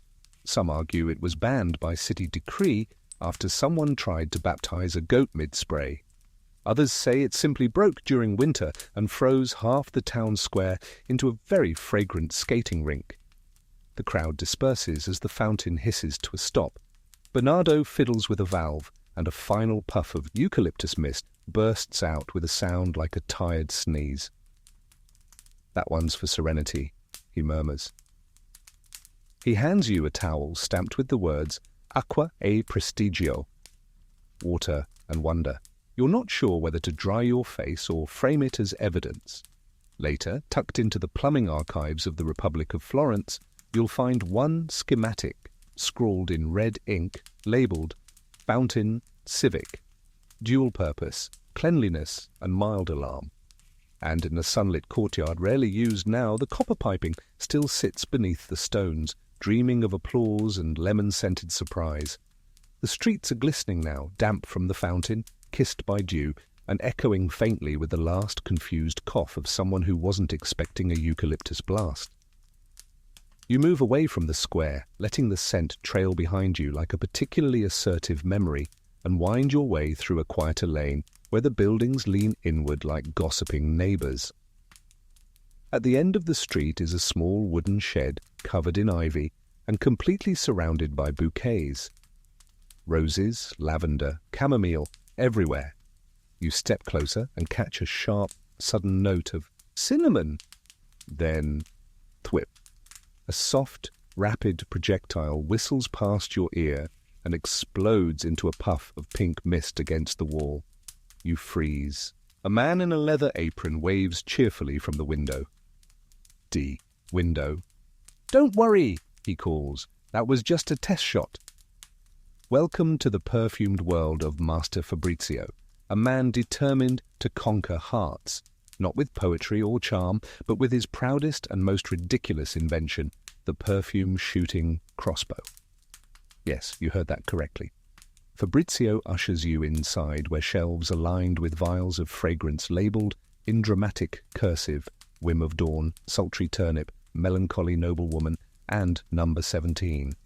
There's also a rack of wooden crossbows, each modified with delicate copper tubing, fabric petals for aesthetic dispersal, and a trigger system that might be powered by either alchemy or wishful thinking. "It's for courtship," he explains. "A message, a gesture, a surprise. Why throw words when you can fire longing itself across a room?" He demonstrates by loading a bolt tipped with a linen bulb soaked in Verona rose storm. It sails across the room and explodes harmlessly against a tapestry, releasing a cloud of floral mist that briefly makes you want to confess a deep secret and bake a tart. Here's your firm historical grounding. Renaissance courts were obsessed with perfumes. Scent was status. Fragrances were worn in pouches, combed into wigs, baked into gloves, and even infused into writing paper. Aromatic ambushes were common among the elite. but no records suggest they weaponized flirtation this literally. Fabrizio's inspiration came after being rejected mid-duel. "She said my presence lacked poetry," he sighs. "So I built a weapon of feeling." He shows you sketches for more elaborate models, a double-barreled musk launcher, a scent grenade disguised as a plum, and a romantic cannon deemed unsafe for balconies. Here's your quirky detail. At one point, Fabrizio attempted to stage a courtship demonstration in a crowded plaza, firing petals of clove tempest into the air. Unfortunately, a strong breeze redirected the blast into the Archbishop's wine. The scent lingered for 3 liturgies. No one admitted it smelled bad, just distractingly alluring. Historians still argue whether Fabrizio's crossbow was a novelty item or a genuine attempt to create emotional infrastructure. Some speculate it inspired later scent bombs used in theatrical performances. Others say it was merely a very expensive way to ruin curtains. You ask if anyone ever accepted his floral advances. He nods, eyes gleaming. "Once," he says. "She ducked, but she smiled." He offers you a chance to fire one. You hesitate. He assures you it's safe. You choose a bolt labeled Tender Persimmon and aim at a wooden target shaped like a disapproving uncle. Thwip. It hits with a gentle poof and releases a scent like citrus, trying to recall its youth. Fabrizio applauds. "Magnificent! You've just wounded someone's heart with longing." You decide not to ask follow-up questions. As you step outside, the air clings to you like a poem left out in the sun, floral, uncertain, and strangely motivating. You walk on, lighter now, as if a piece of you has been softly launched into the night. And somewhere, locked in the back cabinet of a perfume museum that never quite opened, one perfume-shooting crossbow remains loaded, just in case someone somewhere forgets how to make an entrance. A faded label dangles from its grip, for use in matters of extreme elegance only. The scent of powdered roses slowly drifts from your hair as you walk deeper into the oldest part of the city, where the alleys become thinner and more secretive. Narrow stone corridors with whispered drafts and staircases that lead nowhere obvious. Here, in the shadow of a crumbling tower, you find a strange collection of pipes snaking in and out of windows like brass ivy. A small plaque, barely legible in the dim glow of a wall-mounted candle, reads, "Le Murmure, the whisper pipes of Bologna." You duck beneath a low archway and find yourself in a tiny courtyard, surrounded by stone walls and hollow tubes embedded like organ stops. From one pipe, a faint voice murmurs. From another, laughter distorted like it's echoing through a dream. "Don't speak too loud," says a woman sitting nearby on a crate, sipping something thick and herbal from a teacup. The pipes get jealous. Her name is Lucia, and she's the unofficial caretaker of the Whisper System, an ancient, mostly forgotten communication network built by a curious philosopher named Tommaso Denti, who firmly believed that gossip should be engineered. Yes, you've arrived at the last surviving node of the Whisper Pipes of Bologna, a literal labyrinth of copper tubing once installed throughout several blocks, designed to carry voices from window to window, room to alley, attic to well. Here's your historical grounding. While this system doesn't appear in major historical texts, there were rudimentary speaking tubes used in monasteries, mansions, and naval ships. Designed to send sound across distances without yelling, they usually served practical purposes. Tommaso's entirely social and deeply chaotic. Lucia points to a large dented pipe labelled Salon Northern End. From it, a whisper creeps forth. "Oh, and then she said the biscuits weren't even blessed." Lucia sips calmly. That one loops every night around midnight. Some call it the confession line. Others just call it Tuesday. Here's your quirky tidbit.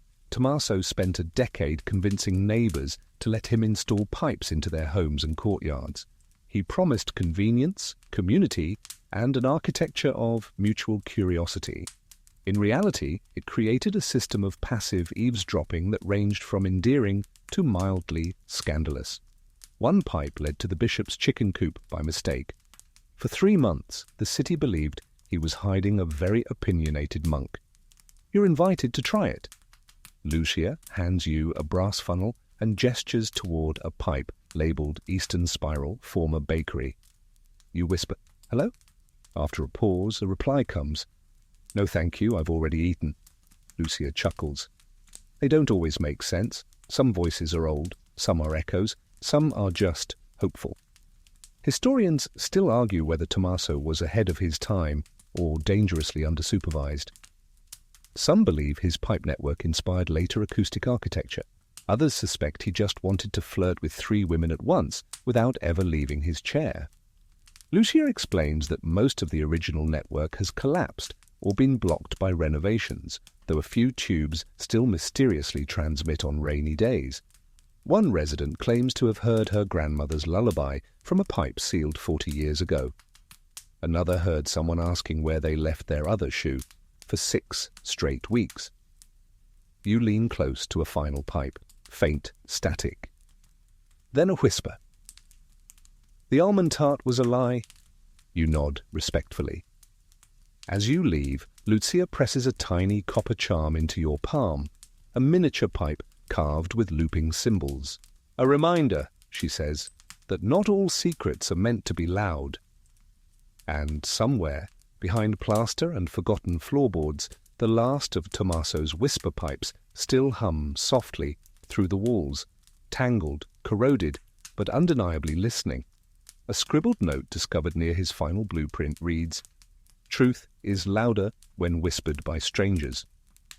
By now, the night has grown comfortable around you like an old shawl stitched from dreams and drowsy laughter.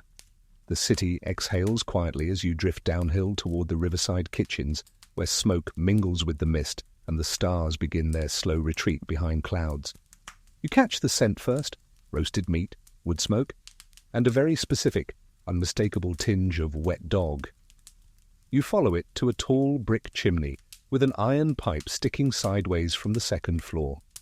A rhythmic clunk echoes from within, followed by the faint yip of exertion. Inside, a burly cook with arms like rolling pins greets you with a grin. "You're just in time for the rotation," he says. "Come see the marvel that is the dog-powered rotisserie." Yes. You've arrived at the intersection of cuisine and canine cardio.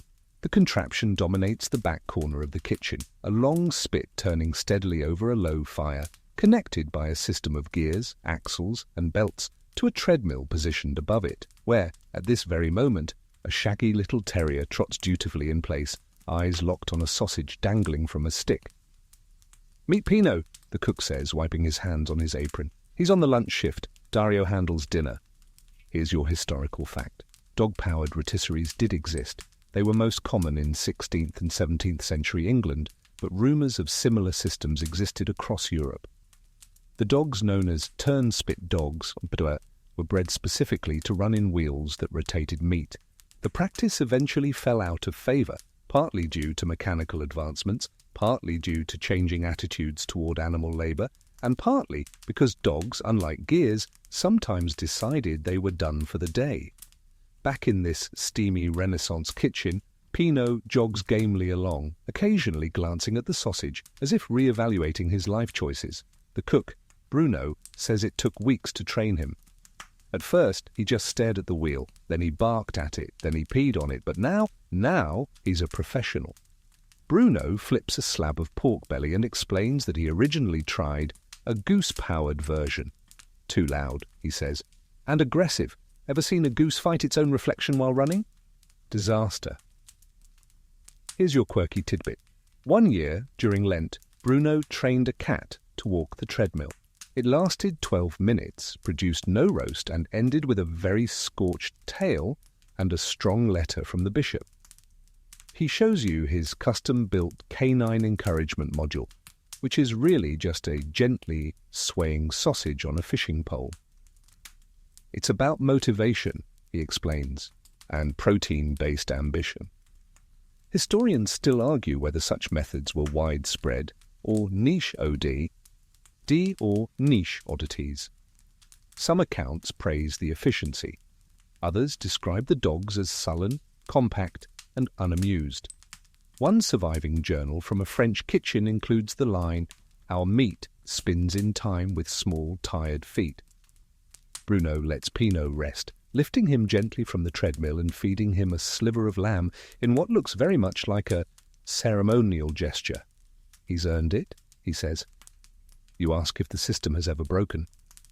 "Once," Bruno says, "during a wedding feast, the spit stopped, the meat burned, the groom cried. We switched to manual cranking, but no one forgave the goose." Outside, you sit beneath the kitchen window, the smell of roasting meat and damp fur still clinging to your sleeves. And somewhere, in a quiet museum of forgotten culinary tools, a miniature dog treadmill sits beside a worn pair of wooden spoons. A small brass plate reads, "Powered by loyalty, seasoned with hope." The night air feels thicker now, flavored with rosemary smoke and stories that haven't quite ended. You make your way down a narrow cobblestone slope toward the edge of the old city wall, where the buildings are fewer and the silence is more deliberate. Just as you begin to wonder if this stretch holds anything stranger than a sleepy watchtower, a flash of movement catches your eye. High above, swooping between the roofs, is a blur of wings. Silent, determined, and absolutely not a pigeon. You duck instinctively as it lands on a crooked wooden perch tied to a postbox. A man in academic robes waves at you from the porch and grins. "That one's Matteo," he says. He prefers delivering after midnight. You've found Professor Aurelio Farnese, former ornithologist, amateur philosopher, and proud founder of the world's least reliable courier service, the Owl Mail Service. He beckons you inside his cluttered workshop, where cages line the walls and scrolls are piled into feather-lined crates. Dozens of owls, brown, grey, snow-dusted, and frankly judgmental, stare back at you with varying degrees of suspicion. "I trained them to carry messages," he says, "with dignity, with purpose, with significantly less screeching than ravens." You hear a distinct screech from the back. He winces. Still a work in progress. Here's your grounded historical fact. While homing pigeons have a long and well-documented history in message delivery, owls were never widely used, mostly because they are nocturnal, solitary, and far more likely to stare you down than follow instructions. Still, Renaissance thinkers were often fascinated by owls, believing them to possess secret wisdom, moon-bound magic, or, in Aurelio's case, an unfulfilled desire for postal efficiency. Each owl wears a tiny leather satchel strapped gently to its chest. Inside, scrolls sealed with wax, most bearing notes like, "Meet me at dawn, bring soup," or, "Yes, I forgive you, but you still owe me a pear." Aurelio shows you the training setup, a system of perches, bells, and reward compartments filled with sardines. He demonstrates by tying a ribbon to a small scroll, calling softly, "Giovanna," and pointing to a perch across the courtyard. An owl blinks slowly, turns its head 270 degrees, and ignores him completely. "That's fine," he says. She responds better to flute music. Here's your quirky tidbit. Aurelio once attempted to deliver a marriage proposal via owl. Unfortunately, the owl arrived 3 days late, dropped the message into a wishing well, and defecated on the groom's hat. The couple still married. The owl was promoted.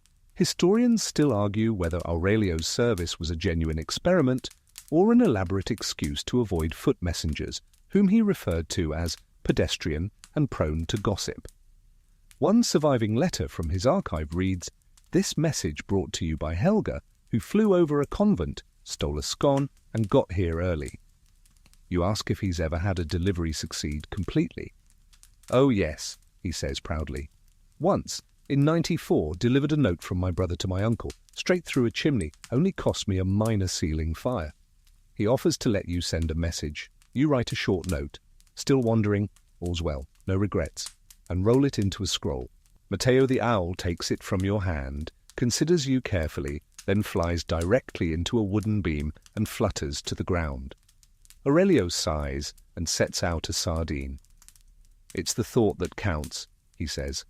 As you leave, one owl hoots softly, clutching a scroll you recognize. It's the message you just wrote.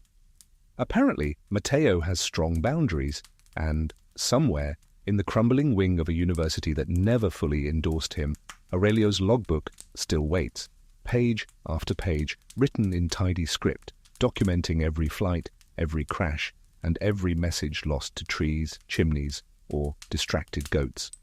One page is bookmarked with a feather and reads, "Reliable? No, but poetic? Certainly."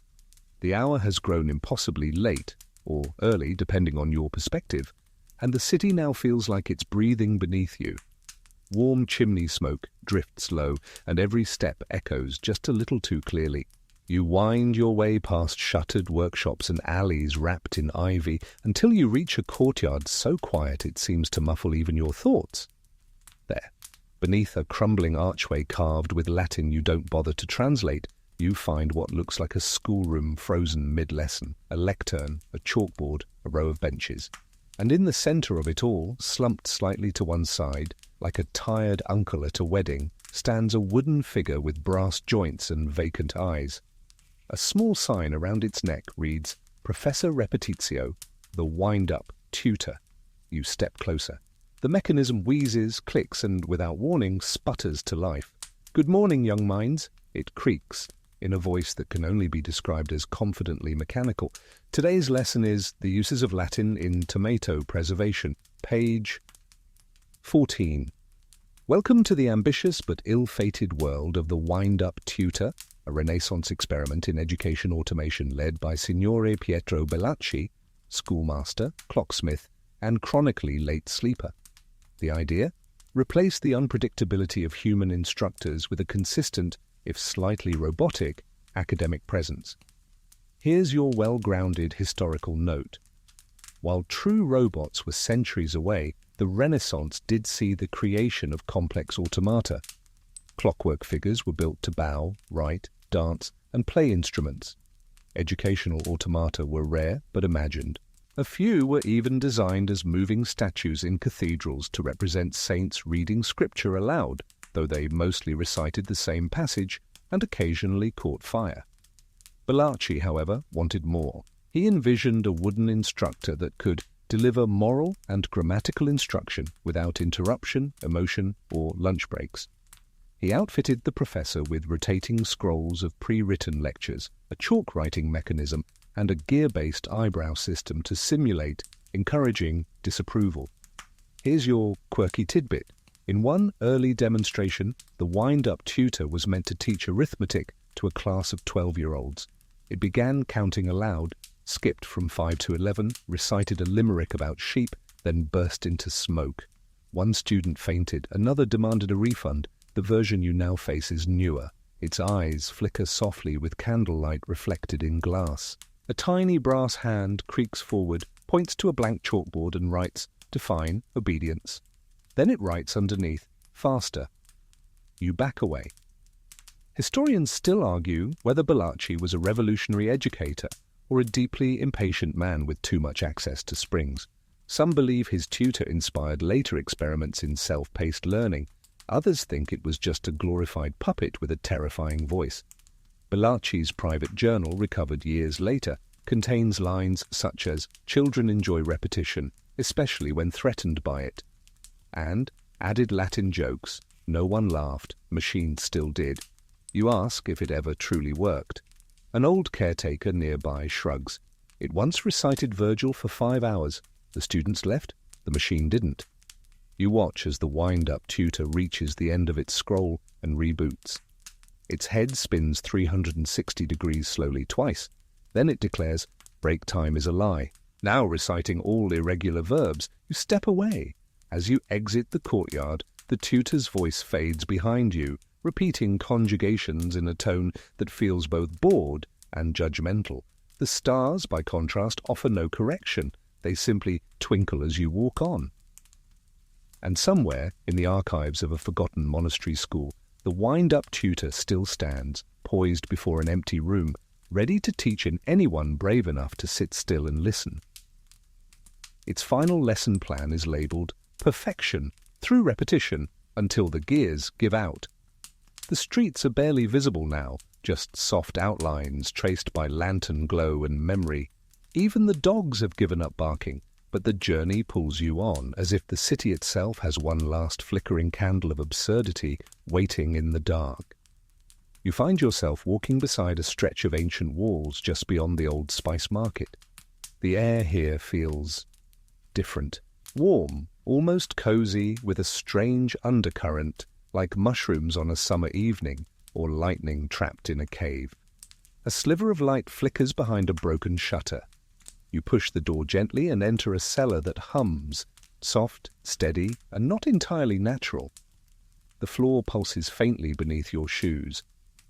The room glows dimly orange, not from flame, but from something nestled in a crate at the center of the room. A stone, a glowing stone. You've entered the final laboratory of Father Girolamo della Luce, monk, mystic, and sworn enemy of the dark.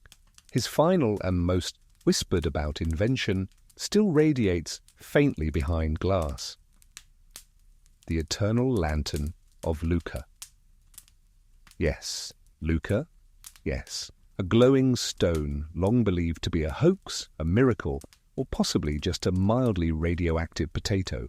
A caretaker, half asleep in a robe, stitched with stars, motions you forward. It never dims, he whispers, never flickers, never fails. Here's your grounded history. Many Renaissance thinkers, especially those dabbling in alchemy and natural philosophy, became obsessed with perpetual light.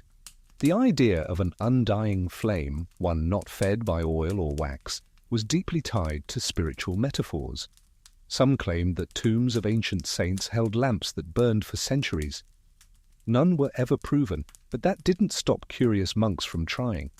Father Girolamo believed light could be coaxed from stone, if one prays through enough minerals. He mixed sulfur, phosphor, ground amber, and, according to rumor, a few flakes of saintly fingernail.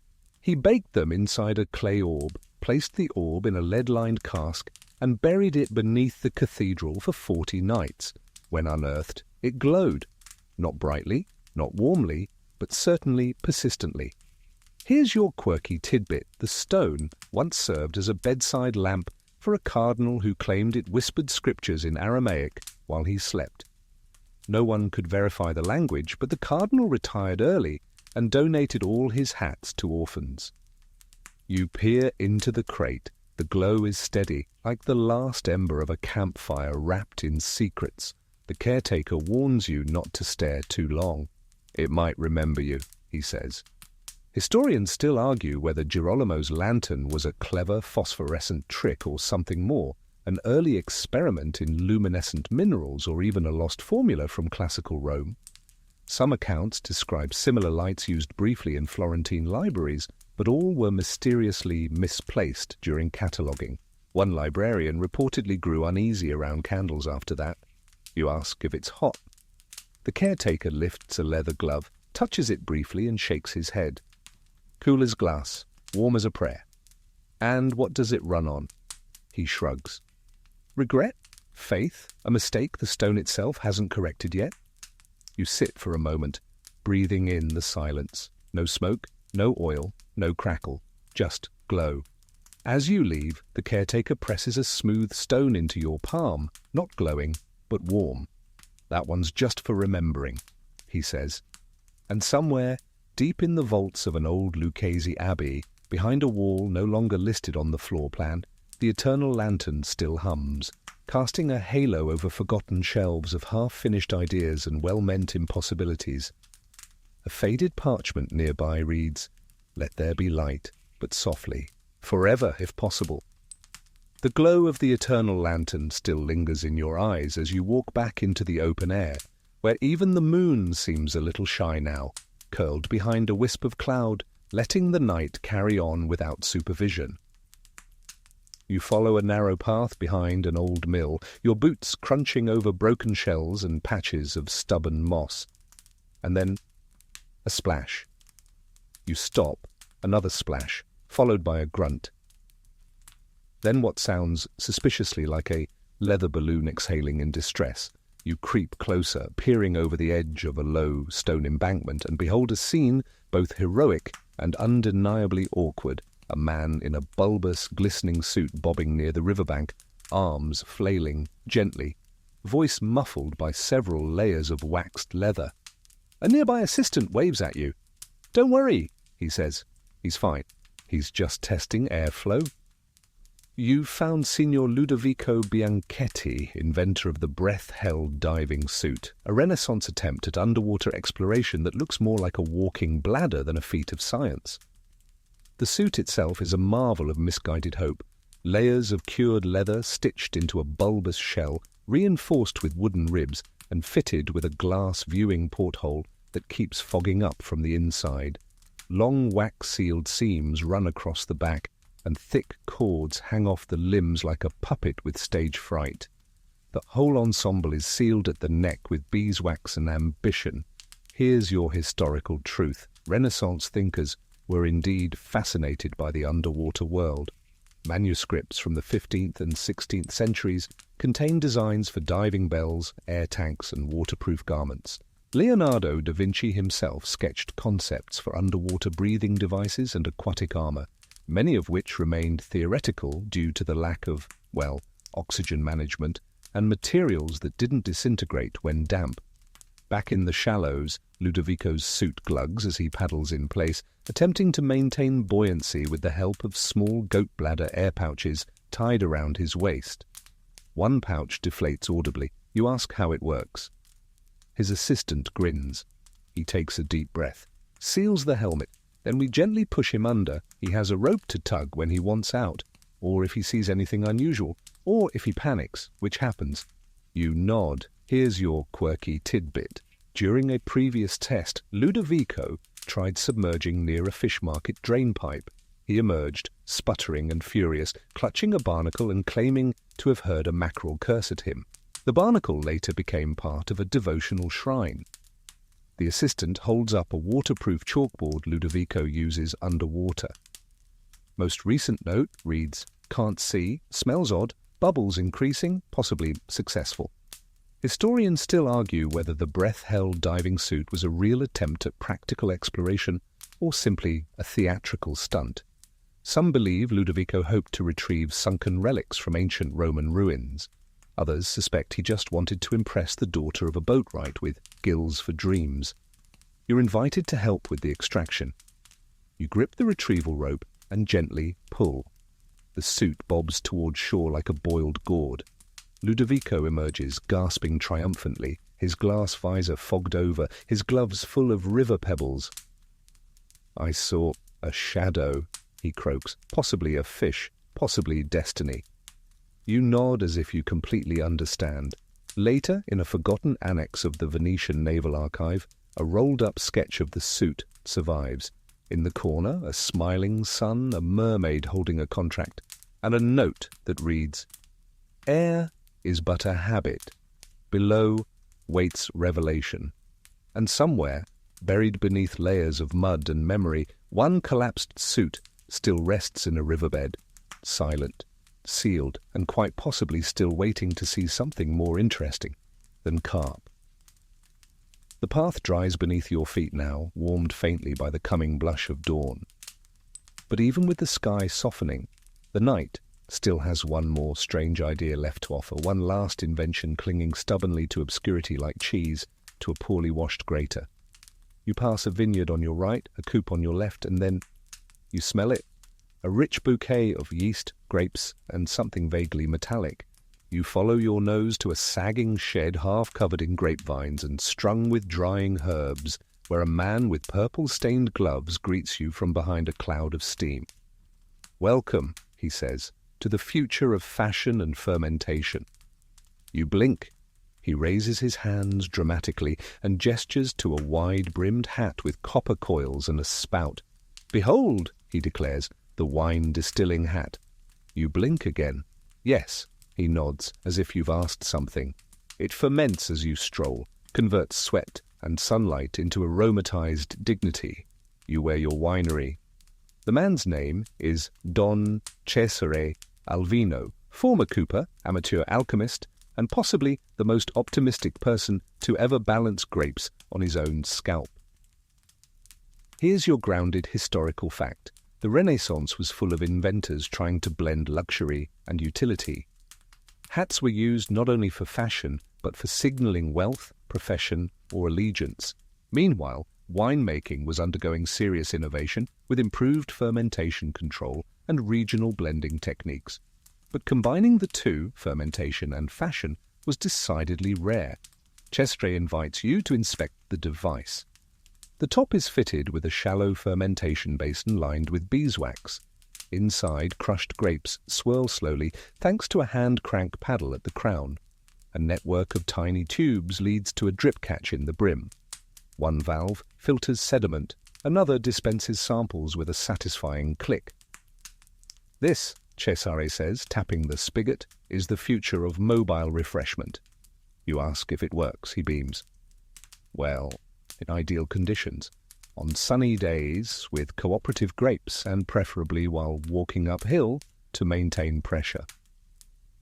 Here's your quirky tidbit. One test subject walked from Siena to Pisa wearing the wine hat in hopes of arriving with a full glass.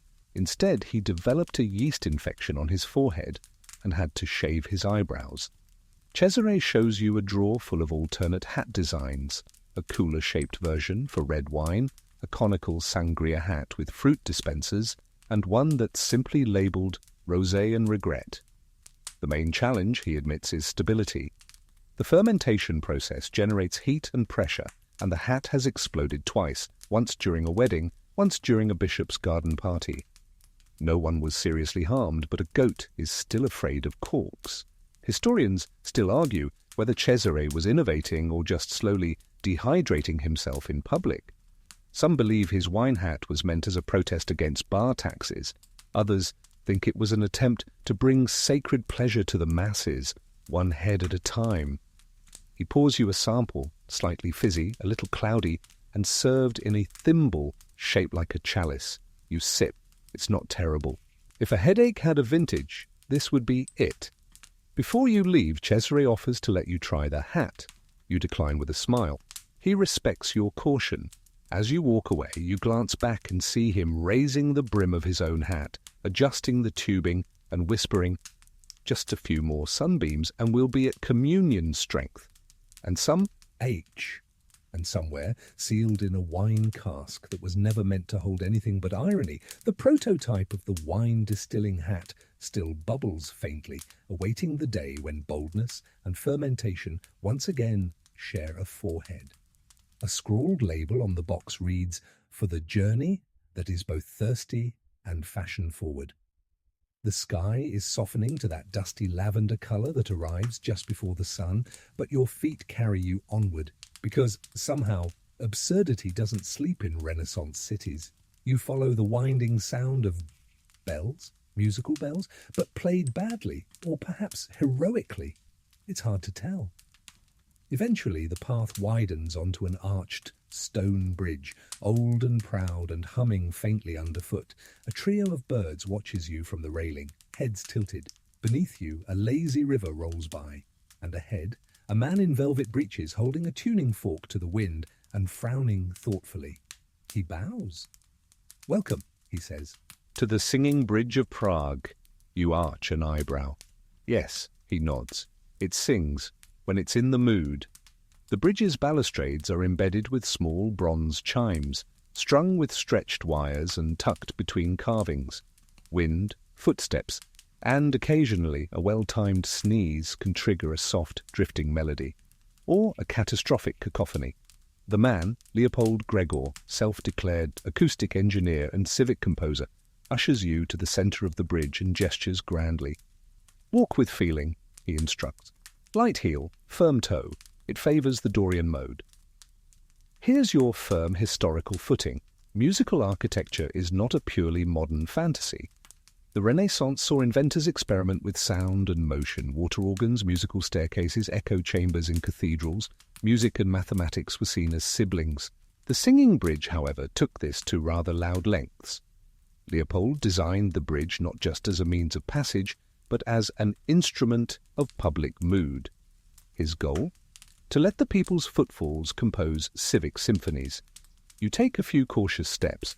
Beneath your boots, a string twangs softly, then a chime, then something that sounds distressingly like a flat kazoo. It's temperamental, Leopold admits. Here's your quirky tidbit. The bridge once hosted a parade meant to trigger a full melody. Unfortunately, the combination of synchronized marching, a passing thunderstorm, and an over-eager flute player caused the wires to resonate violently. One end of the bridge briefly lifted 6 inches. No one was harmed, but 3 horses refused to cross ever again. Leopold demonstrates the bridge's storm song, a series of tuned rods designed to vibrate only during strong winds. He refers to it as an angry waltz with atmospheric punctuation. You hear a faint whistle. A bell rings near the far railing. The river seems unimpressed. You ask if the music can be predicted. Never, he says proudly. That's the art of it. Chaos with intention, or possibly intention with chaos. Historians still argue whether the bridge's musical properties were truly innovative or just the result of poor masonry and overly curious bellmakers. Some say the chimes were added later by bored masons with extra metal. Others claim it was a collaboration between a failed composer and a city planner with a sense of humor. Leopold leads you to a plaque set into the walkway. Every crossing writes a song. Beneath it, someone has etched, "Some songs are better than others." You walk back and forth across the span a few more times, catching the occasional tone, ping, or accidental trill. It's not beautiful, but it's honest. As you leave, Leopold begins conducting pigeons with his tuning fork, explaining, "They're natural percussionists. They just don't know it yet."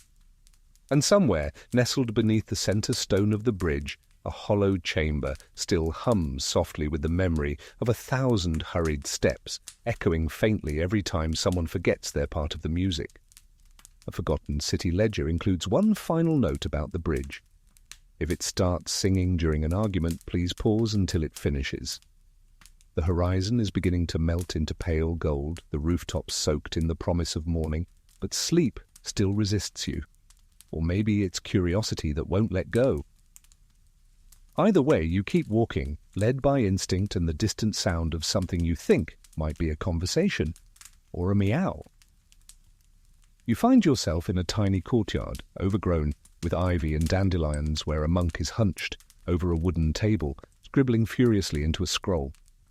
Beside him sits a very large, very patient orange tabby. Every time the cat meows, the monk writes something new. He doesn't look up. "You're just in time," he says. She's explaining breakfast etiquette. You've stumbled into the realm of Brother Amadeo of Siena, whose lifelong quest has been no less than the impossible, compiling the Cat Translator Codex, yes. A full manuscript documenting feline language, grammar, syntax, and, he claims, sarcasm. He dips his quill, listens carefully to a chirp per meow combination, and nods solemnly. That means, fish again? Bold of you. Here's your legitimate historical fact. Renaissance monks did in fact document everything. Flora, fauna, cloud shapes, toothaches, visions, soup temperatures. Nothing was too trivial. Bestiaries included wild interpretations of animal behavior, blending natural observation with myth.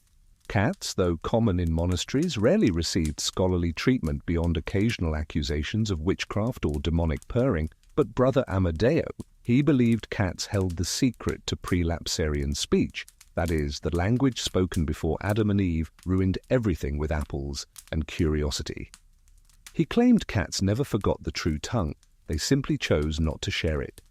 His codex includes over 700 recorded meows, purrs, yowls, and tail gestures, each annotated with translations like, "I claim this window as holy ground," "Your pillow is mine by ancient law," "Birds are dreams with bones."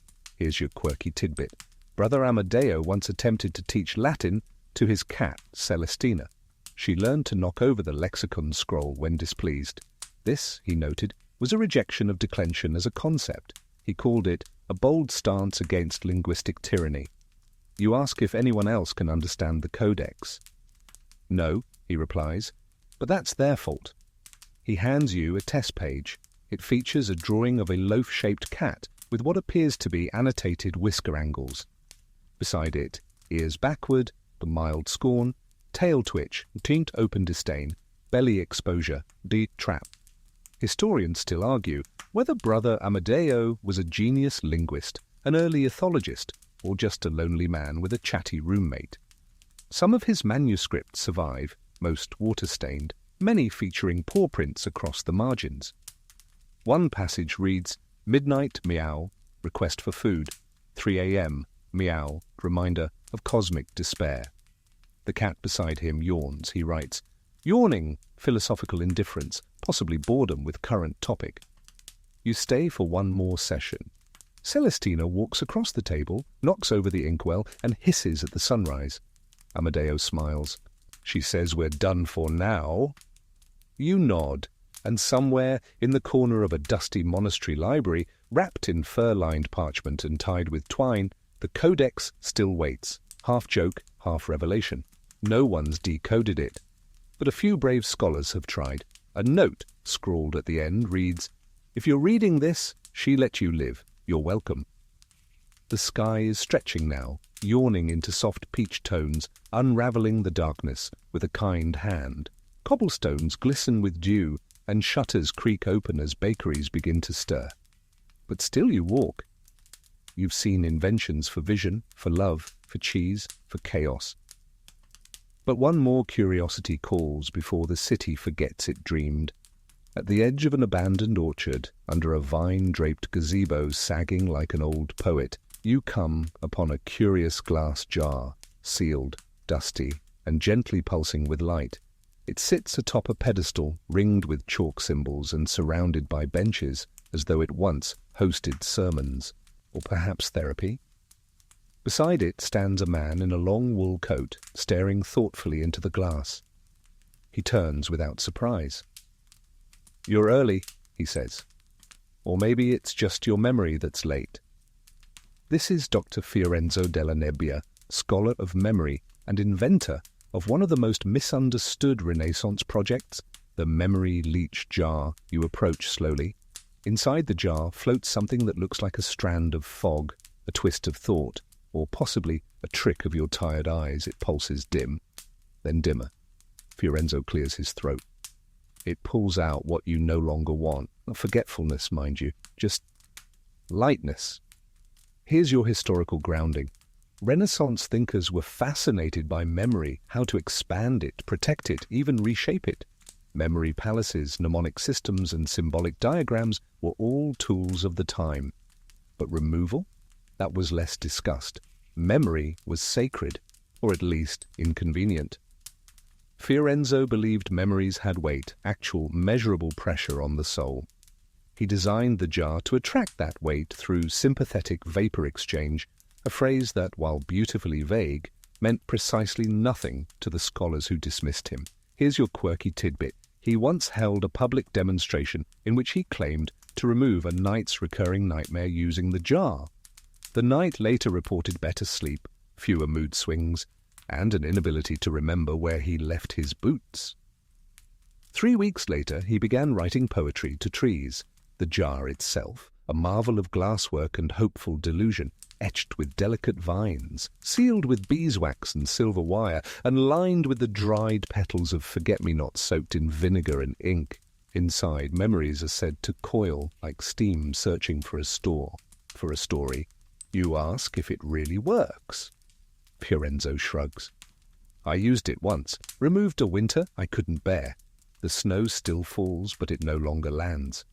Historians still argue whether the jar was metaphor, medicine, or metaphor disguised as medicine. His remaining notes, scattered across monastery shelves, contain entries like, "Dreams with sharp edges must be softened. Guilt is heavier than ink. One jar is not enough for childhood. He offers to let you try. You place your hand near the jar, the surface hums faintly. A memory, just a small one, rises in your chest the moment you forgot something kind you meant to say. It hovers, then fades. You feel a little lighter."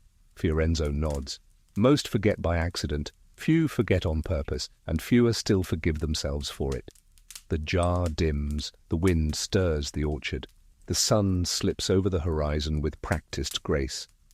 And somewhere, beneath layers of dust and silence, the memory leach jar waits, not for the famous, not for the clever, but for anyone burdened with one thought too many. A note carved into the pedestal reads, "This is not erasure, it's exhale." And now, dear listener, you've wandered far, through whispered corridors, glowing manuscripts, underwater choirs, and inventions that blinked, boiled, or very nearly exploded. You've walked the quiet cobbles of forgotten cities where ambition and absurdity slept side by side, where someone once believed a hat could pour wine, a goat could turn a feast, and a candle could warm a soul from the toes upward. And perhaps what you've really seen is not failure, but the most human kind of dreaming. Because even the strangest inventions began with hope, with someone leaning over a table at dusk, squinting at a sketch, thinking, "Why not this?" You've heard the bells that rang out of sync. You've felt the fog that wanted to be bottled. You've stood beneath a bridge that hummed in reply. And if those inventions never quite worked, well, maybe that's not the point. Because sometimes what matters isn't the glow that lasts, but the attempt to bring light. Not the flight, but the leap. Not the machine, but the hands that tried. And now it's your turn to let go. Let the spinning glasses stop. Let the fountain rest. Let the owls sleep with your message unspoken. You've wandered the borderlands of forgotten genius. You've held 1,000 impossible blueprints in your mind, but now it's time to fold them all up, tuck them gently away, and close the workshop doors for the night. So breathe out, sink deeper, and let the last invention be silence.